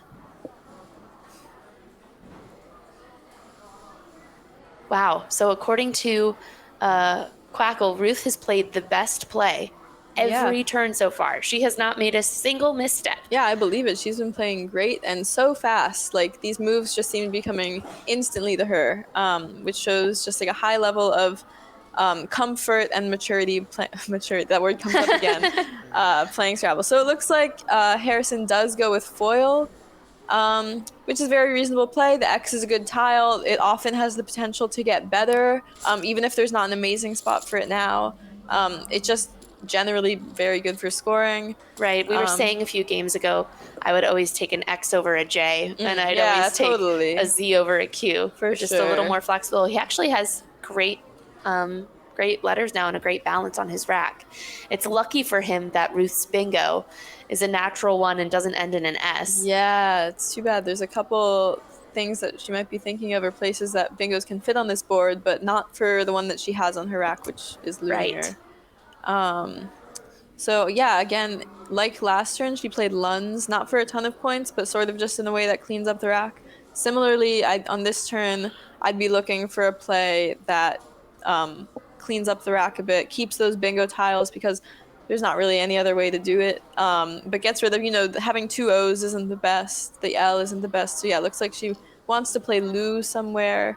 It looks like the best option for her is somewhere with, again, you're right. You want to get rid of like Lou. She could play like Lion off of Maturity. She could play Ion off of Witchy and kind of set some things up. Yeah, I think Olio on top of Maturity. Is that the play that's standing out right now? Yeah. Yeah, that's a great play. Yeah, it's hard to see making over both blanks to make sure that those are actually making valid two-letter words. Sometimes it's hard to tell. But yeah, Olio making L-I and what is that? I-T. O-R-I-T-O-Y.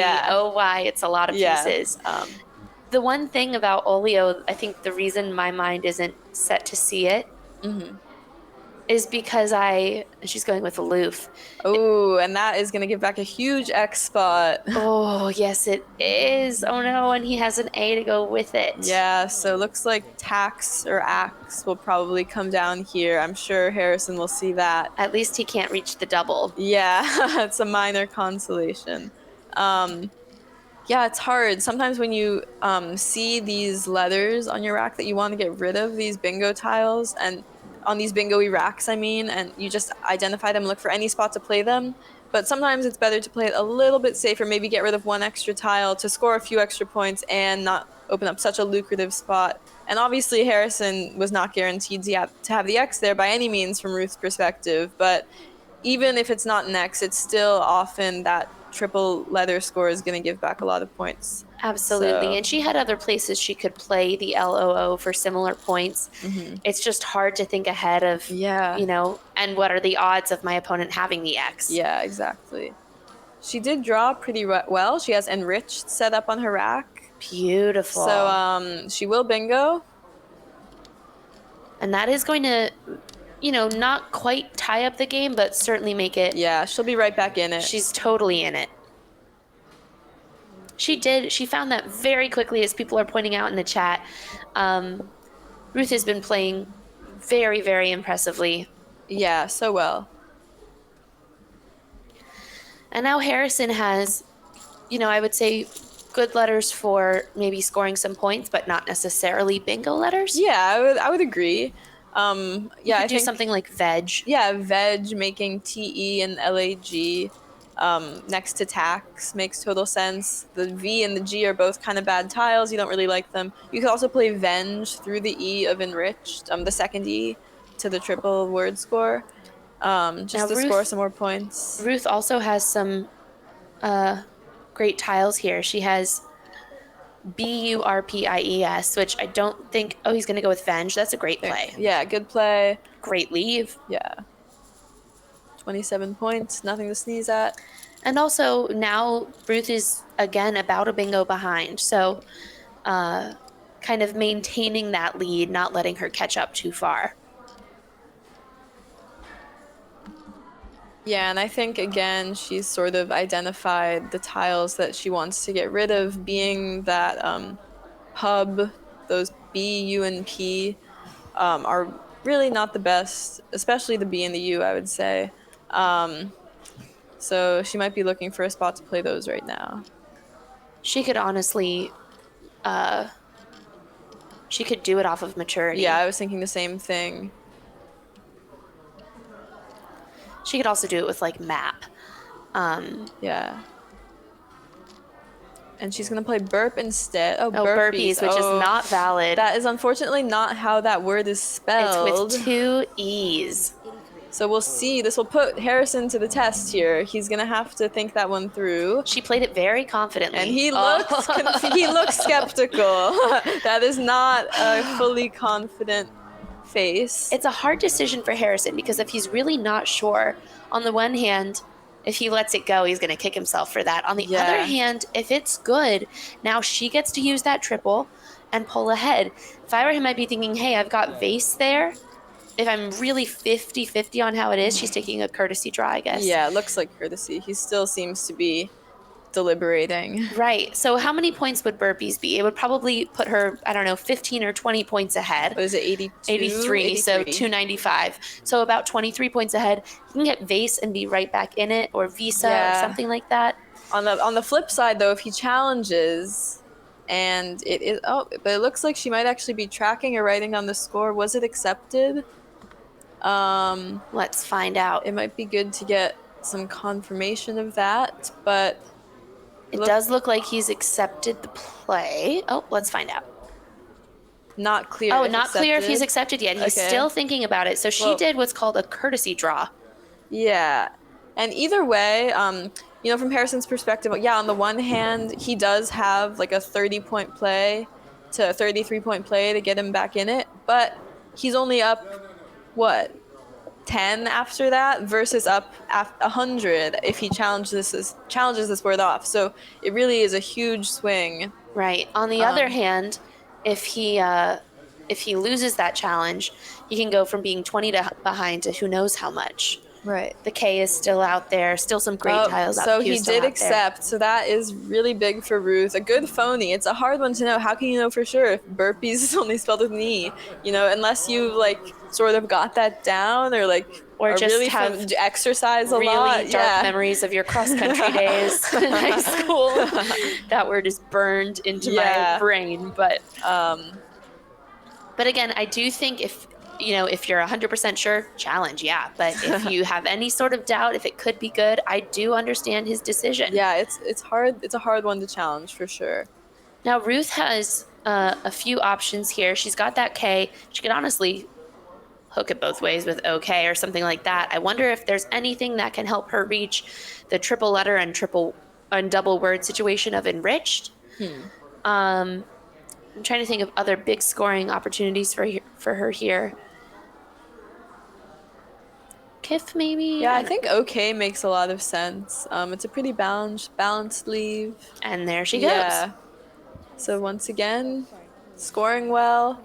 And taking the slight lead in this game. So now the pressure's on Harrison to sort of make this up. And he does did have draw well. Beautiful tiles. And there is the R, N, and E that can all be played through. However, I'm not seeing anything off the top of my head that plays for him. I'm seeing a lot of pronounceable words that I don't think are actually words. Oh, end brain. Right. Shoot. So if Harrison knows that word... When you want to have a strong end game, you have to use your end brain. Yeah, it's not a normal word that I know of, but it is his only available bingo. I wonder if he's thinking brandier. I mean, it's like I was saying, pronounceable words. I can always convince myself, much to a fault. He could also just do something to reach, something like breed or bread, where he can rack up some points. The good news with bread is the only power tile that's left is the Q. There is an S, but the only high scoring power tile. And bread doesn't really enable a lot with it. Or if he did something with breed and leave himself the A to go above the B. Yeah. Wait, sorry, where were you looking at bread? Oh, with enriched. Trying to get the B on the triple and then... Oh, bread, like the food. Sorry, I was saying B-R-E-D. B-R-E-A-D, I should say that. Or B-R-E-E-D. Yeah. Yeah, bread makes a lot of sense. It would be a mistake, though. Yeah. But he could do, something just to rack up the points and keep himself in it. He's only down by 18. Yeah, and, it's one of those turns where if he is thinking of playing brandier, he's got to weigh, how confident am I that this is a word? And then what happens if this is challenged off? Because right now he's still in it. He's treading. He's down 18 points. Which is basically tied. Yeah, almost tied. But if this does get challenged off, that gives Ruth another turn to play. And then he's really at a deficit that's going to be harder to overcome just by sort of playing. And it's going to get to a point where maybe a bingo might be necessary for him to get back in this game, which is not a position you want to put yourself in if you can avoid it. Exactly.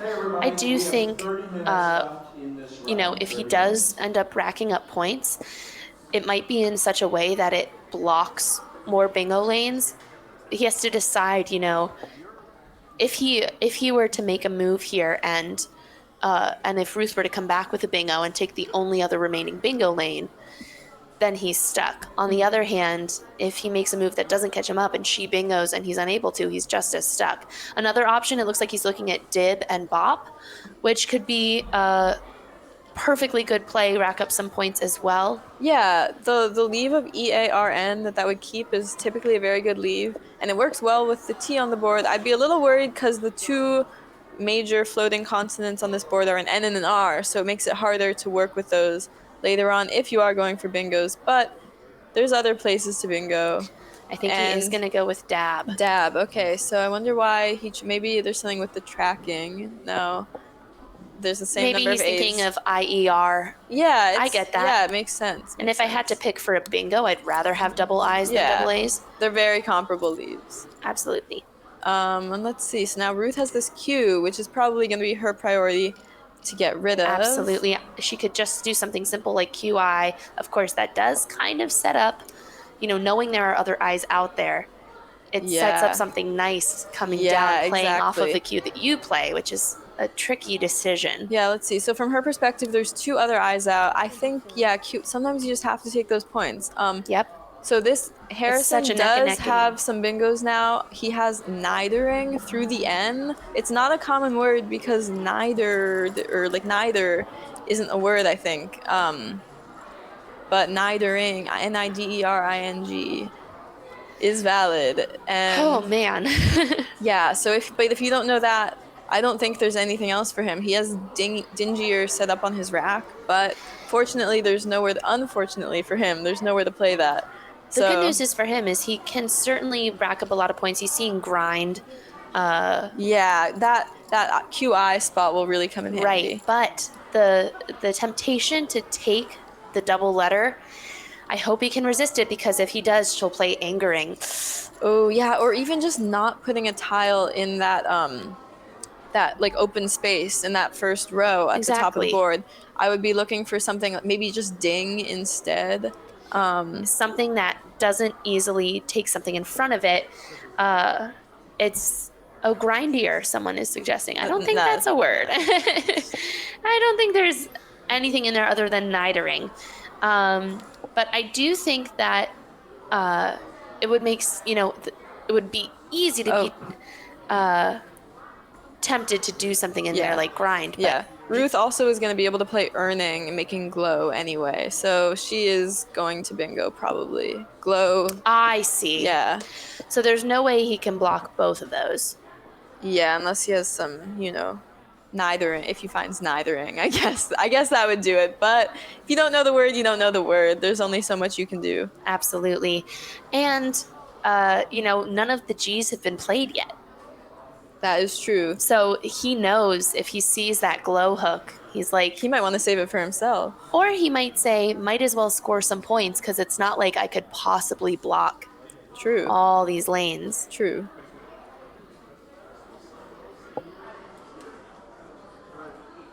Wonder what he's going to do there. Maybe something as simple as and no matter what, he's, he doesn't know this, of course. Yeah. He doesn't see what tiles are left, but he doesn't know that she's going to bingo no matter what. Yeah, I think it's pretty unlikely that he plays there, given that he has this QI spot. Yeah. Given that he has the Q, yeah. Oh, yeah, 1G, 1G has been played. But yeah, given that he had that QI spot, it's just such a better scoring spot that you're often gonna play there anyway. And he does play Rhine, so setting up his G. So that will give back Granny for Ruth. It's true. It can be hard, if you already see your bingo, to think of something else. You're like, Yeah. well, I've got my spot. It's valid. I'm good. So yeah, unfortunately for Harrison, not only did he is Ruth gonna bingo, but he gave her a better spot for her bingo. It's always unfortunate when that happens. It happens. Oh, someone's pointing out she also has ingrain. Good. Yep, very true. Putting a 5-letter word. Looks like we're just taking a moment. Yeah, we have some sort of question. I'm not sure. Okay, sorry. Something we're making sure of here. This is live Scrabble, folks. We Wow, got we got two real life things directors happening. coming over. Unfortunately, when you hit your clock, it's pretty final. Maybe a tile fell out of the bag or something. There's, Yeah, you could know, this be. director's Or maybe rule an book. overdraw. Yeah, we'll see. Or did he even draw?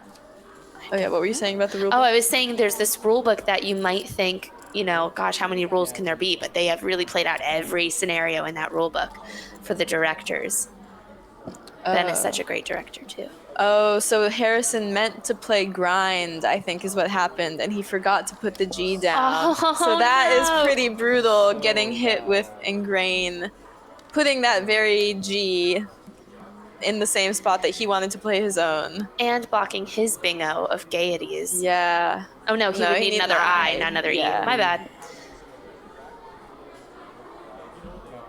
So that is a big swing in Ruth's favor, and the bag is not empty yet, but definitely getting lower, and the space on this board is running out. So for Harrison here, being down, he definitely needs to bingo now to have any chance of winning this game. And what I would try to do is somehow try to protect some of the space on the board, some of these bingo lanes, to make it possible to play something. So Actually, I think we are out of oh, tiles. sorry, the bag She's was not just got updated. 6. So at this point, he's got a tile. Yeah. He's got a bingo. You know, this is where you might pull what's called a Hail Mary when you just You try something plausible that you're not sure of just for the sake of maybe it'll be good and it'll catch me up. 36? Yes, there are a Yeah. few words that are good in other lexicons. That was 20. But unfortunately for Harrison, not in this one. Not in this So, one. That's not 36. Yeah, he's gonna probably take his time and look for things through the N and the R. But yeah, Maybe it looks like they're maybe verifying the score, just making sure he's got all the information he needs to make a decision. right. The other thing that's no, you need that extra I for gaieties. The other thing that's tough here is that no matter what, Ruth gets a free challenge. It's not like she faces a tough decision on whether to challenge. You can always challenge the last play. Right. And if it's bad, it comes off, and if it's good, you're right where you started. So, so she has, you know, kind of an easier feat here. Man, if he had just picked one letter different, something other than the E. Yeah, it could have been a whole different end of this game. Yeah, but wow, a super fast played game. I feel like we flew through this one. Absolutely. I feel like he can, you know, rest easy tonight knowing that if he had played grind, she still would have bingoed. Yeah. No matter what he did, she was going to bingo, and Yeah, it's some consolation for sure. And Ruth, wow, she's just played so well. Beautiful game. She has 14 minutes left, only used not even 11 of her minutes so far this game, and played an almost perfect game. from yeah, our according to perspective. Quackle, she just is killing the game. Yeah, obviously that burpees play, I'd be interested to know if she knew that that wasn't how the word was spelled and decided to play it anyway and test Harrison's knowledge a bit, or if that was just an unintentional, Yeah, maybe she just mistake. wasn't sure. Yeah. That happens to me all the time. I've definitely played burpees with an IES and gotten it challenged off before. Yeah, it's not a word that you often see spelled out. You usually, hear a gym teacher yelling it Hear at it you cried or out something. in Yeah. agony. Burpees with a fist to the air. Let's see. It does look like he's looking for something. It's so hard to watch knowing that there's nothing in there. But absolutely, of course, if you don't know that, you're going to take all the time that you have to look. We might be here for 6 minutes and 6 seconds more. Yeah, because when it's now or never for him, and bag's empty, he can't even really, he can't make anything else happen. He has the last letters that he's gonna have, and just got to search for anything possible, because that's the worst feeling, is missing a bingo out to win. Absolutely. So you want to avoid that at all costs. And apparently, according to the Quackle, Ruth only made 2 missteps. Yeah, so like we talked about earlier, that loof turn, there were probably some better options that didn't give back such huge scores like she was punished for with tacks, and then burpees. But then again, if it was an intentional phony, I'm someone who would say those aren't always mistakes if you have a read. If you can tell your opponent might not challenge one way or the other, then sometimes those are the best plays. Or if you just genuinely thought that was a word. Yeah. You know, it's not that there's always this intentional phonying. Sometimes it's just, I thought that's how you spelled it. You know, that's what the computer doesn't account for, is like the human decision making. He sees restage there. It's such a beautiful That hook. is great. People have talked about this in the Twitch stream here. He could play restage, under, and grain, making 1, 2, 3, 4, 5 words all at once. That is very beautiful. Oh, and he could also do, that's even better. Even better. I was thinking of going under in grain. Oh, no, He'd be going downward. Yeah. Doy. Yeah, so making REQIS, tint, DA, and restage. What a beautiful find. Also, how interesting a board that he could stack restage 2 ways of the same R. That's pretty awesome. That is awesome from Harrison. So showing his really great play finding skills, despite the results of this game, Harrison has also played very well. Oh, he's played so well. You know, a couple things, maybe taking that extra second to look for the triple could have been a difference maker for him earlier on, because like we talked about, just, sometimes it just takes a little longer when you have a blank, not to mention 2 blanks, Absolutely. to find those bingos. So taking the extra second to make sure you're not missing something better that might not have popped out to you right away. But he also made some very good plays along the way as well. Absolutely. And, it's, we see there's a kid behind Ruth who's like, I want to watch this game. We had some bold moves here, like some moves that opened up the board, and it ended up paying off for both players, but it could have become a much more lopsided game. And so it really ended up staying competitive really the whole game until in grain. Yeah, totally. Harrison was in it till the end. It's just he had these racks that, he had these bingos that were available that were not, obvious bingos. They're not words that you know unless you've studied really. And if you don't see those, then you're just kind of stuck trying again to get one that you do know. And if that doesn't happen, then it's tough. And Ruth got hers. And he plays restage. Beautiful, beautiful play. That is certainly a consolation to find that. Right. I would feel good about that. And frankly, he's down by, 38. I think it's going to be a pretty close game. Certainly, like within, I don't know, maybe 30 points. Yeah. Spread-wise, it's not going to hurt him very much. It's unfortunate that, because it is a shorter tournament, coming back from 2 losses is going to be difficult given there are a few undefeated players. Right. But we did see an amazing, amazing game from Harrison here. Yeah, and for Ruth to go up to 5-0 is amazing, to be undefeated this far in. So she is getting herself in a great position going into day 2 tomorrow, when we play the last, 3 games? Right. We've played 5 today. We've got 3 tomorrow before the championships. So if she can keep winning, that would be right on track to get into that. I don't final. have the standings in front of me right now, but I don't think she's alone in being probably undefeated. not. And even if she is, there are probably people right at her tail. Yep.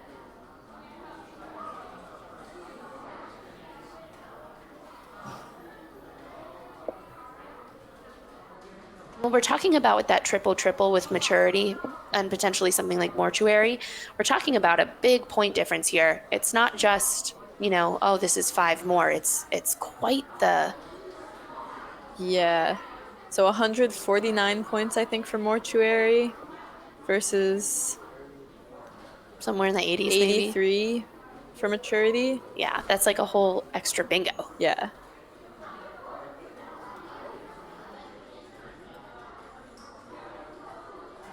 Yeah, if you don't know either of those words, mortuary or mustardy, then again, one of those things where it's like, how can you really fault yourself? Absolutely. And we can't overstate the 2 blank thing. Oh, so hard. You can't end a game and be like, God, that was so hard. I got both blanks, right? You can't complain about that to your opponent, but it is a bit tricky. She's playing CAD, totally reasonable play. I think she knows she has this game in the bag. Yeah. And Harrison will go out here somewhere. His best play. Maybe Hin and HI? I don't know. That's probably the best. Yeah. It's got to be it. He's going to play if instead. Yeah, sometimes it's hard when you've already lost. You don't want to really take the time to look for that best play because it feels kind of silly. Doesn't have a ton of time left. Yeah, it's just a few spread points. Those can matter though, but not as much as other But you know things. what? This is the first game where we've seen both opponents break 400. Oh, true. I mean, to score 409 points and still lose, Harrison played an incredible game. But in the end, I think Ruth able to find ingrained. Look, you can see them analyzing the game Yeah, themselves. amazing. He says, if I had played grind or if I hadn't played this, where would I have gone? We love that little No, if then game at the end of games. It warms my heart to see these younger players so excited about Scrabble and wanting to talk about it after their games and debrief and analyze things further. I saw after a game earlier, Jeffrey Pogue in the high school division was quackling his game that he'd finished moments earlier, which is dedication if I've ever seen it. So Absolutely. It looks like Harrison's taking a picture of the board. He might be tackling this himself or just hanging it up on his wall. That's some dedication. Awesome. We're going to go to that interview with Ruth in just a moment. Yeah. They're going to wrap up this game, fill out their forms. I think we saw amazing play on both sides, as evidenced by the fact that it's, this is probably the highest score, combined score we've seen so far, close to it. Yeah. Ooh, well, the 700 We game did, makes it hard we to did have a compete. 700, but yeah, super well played by both. Ruth, I'm just so impressed by how quickly she found her bingos and all her plays. Really, it seems like she has a really good internal evaluation of leaves and how to what situation calls for what kind of play, when to fish, when to take points, things like that. Absolutely. So super impressive. The computer can't really handle like human psychology. According to the computer, she made 2, not even mistakes, but just plays that were not technically the optimal play, but clearly what she did is working out for her. And look, she's showing, sometimes I think it's a really nice thing to do at the end of the game if you won, being like, don't worry, don't have regrets, I could have bingoed here. Yeah, I wonder if Harrison's seeing those bingos that he might have not seen or not known earlier on, the nithering and end brain ones. But like I said, you can't really fault yourself if you've just never seen a word before. I certainly don't know those words. I love seeing them both take pictures of the board. These are players who are saying, hey, this is not my last tournament. I'm going to use this to get better. Yeah. Absolutely. So another very exciting game, Chloe.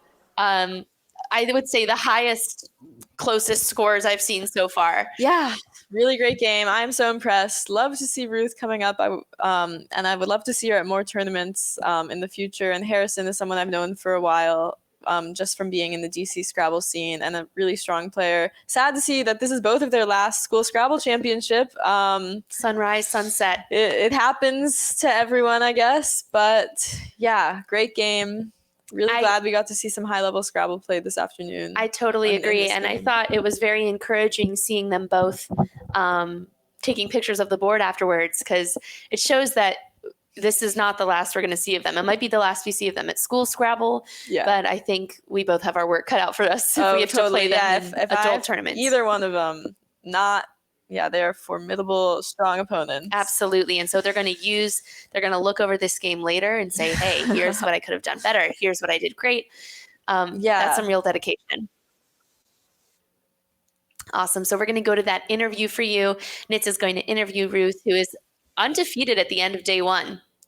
Super awesome. So impressive. It's just such a good feeling to go into the evening knowing that you're undefeated, knowing tomorrow it's just like 3 more games and you're into that final. It's got to be good. I mean, it's nerve-wracking, of course. It increases the pressure. But if I was Ruth, I'd be very happy now. I think I would leave the tournament happy.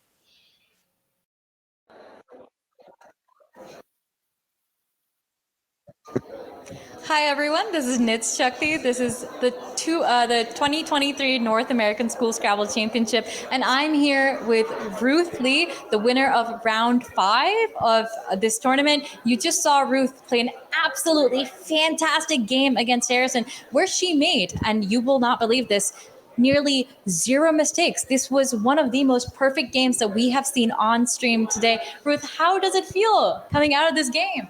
Yeah, I'm still a little bit nervous, but I feel good. Yeah, that was a good game. And yeah, I feel like both me and my opponent were able to play well and showcase our skill, and I'm happy about that. That was certainly a high scoring game, both of you ending up in the 400s. So tell me, the Twitch viewers probably have this question. When you were playing the word burpees, what were you thinking? Because it was actually, I don't know if you know this, it was actually a phony word. I was 50-50 on that or the spelling with two E's, but I wasn't really sure. And I checked the scores and I just thought if I don't play this now, I'm going to end up fishing for a few turns and then it's going to become like an unrecoverable game.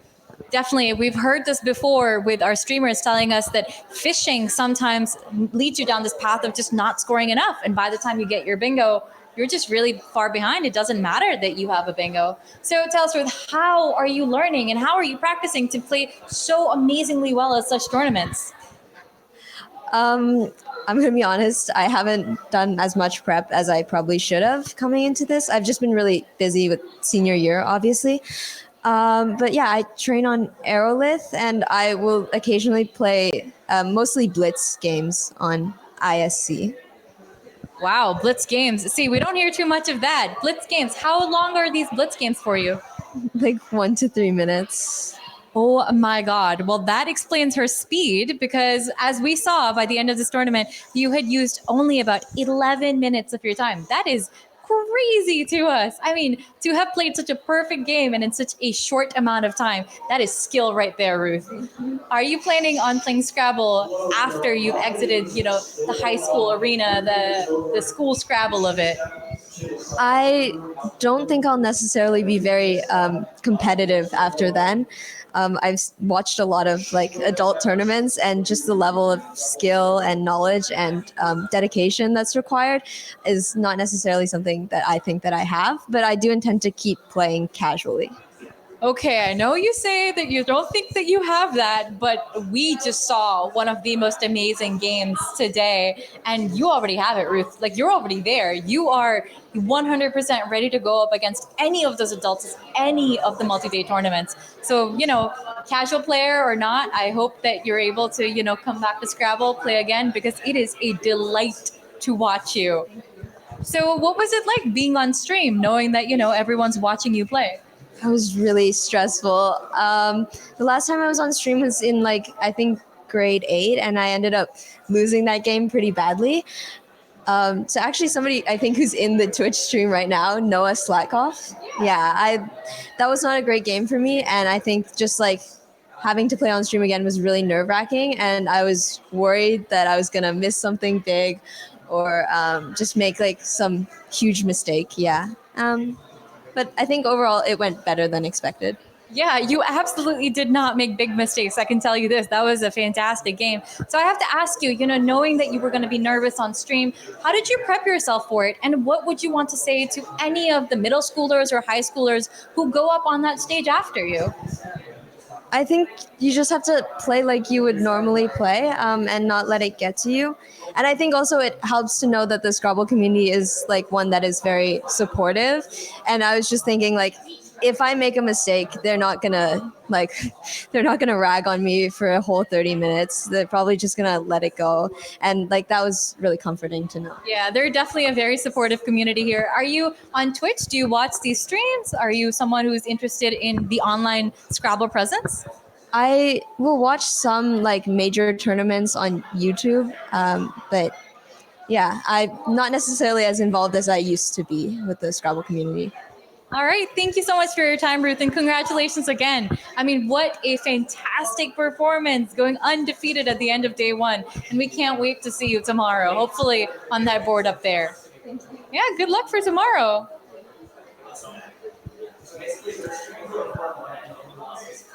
All right, everyone, that was Ruth Lee, and I am here at the 2023 North American School Scrabble Championship.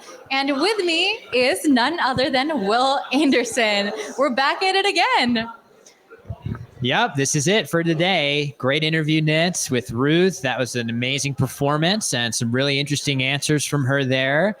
What can you say? 5 great games of Scrabble and 5 more tomorrow. So again, the schedule tomorrow, we're going to have games from the championship division, high school division. So 2 from the younger kids playing in pairs, 1 from the high schoolers again, and then we will take the finals one at a time, young kids, old kids, and crown our champions. I know it's tough with all of the championship division. What does that mean? It's just the classic term that we've used for our North American school Scrabble champions coming from those pairs in the grades 4 through 8. So the high school division is a slightly newer division that we've added. And boy, am I glad we did after games like that last one. I know it's so funny for you to call them old kids, but yeah, I mean, with the way that they play like actual adults who've been seasoned, who've been doing this for years.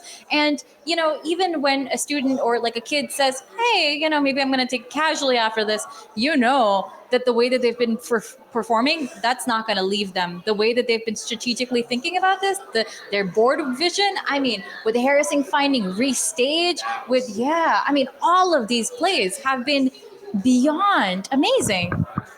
Yeah, restage was absolutely awesome by Harrison, and in a lost cause, right? The composure in a game that you know you're not going to win. Ruth's got that last bingo down to find such an amazing play, just emblematic of what we're seeing here with these kids who truly are the top youth players in the nation and in North America. So with that, I don't think there's too much reason to delay. It's been a great day of Scrabble here. Rounds 6, 7, and 8 coming tomorrow morning before our 2 finals rounds. So 5 more games of Scrabble tomorrow. Nitz, I am so excited for it.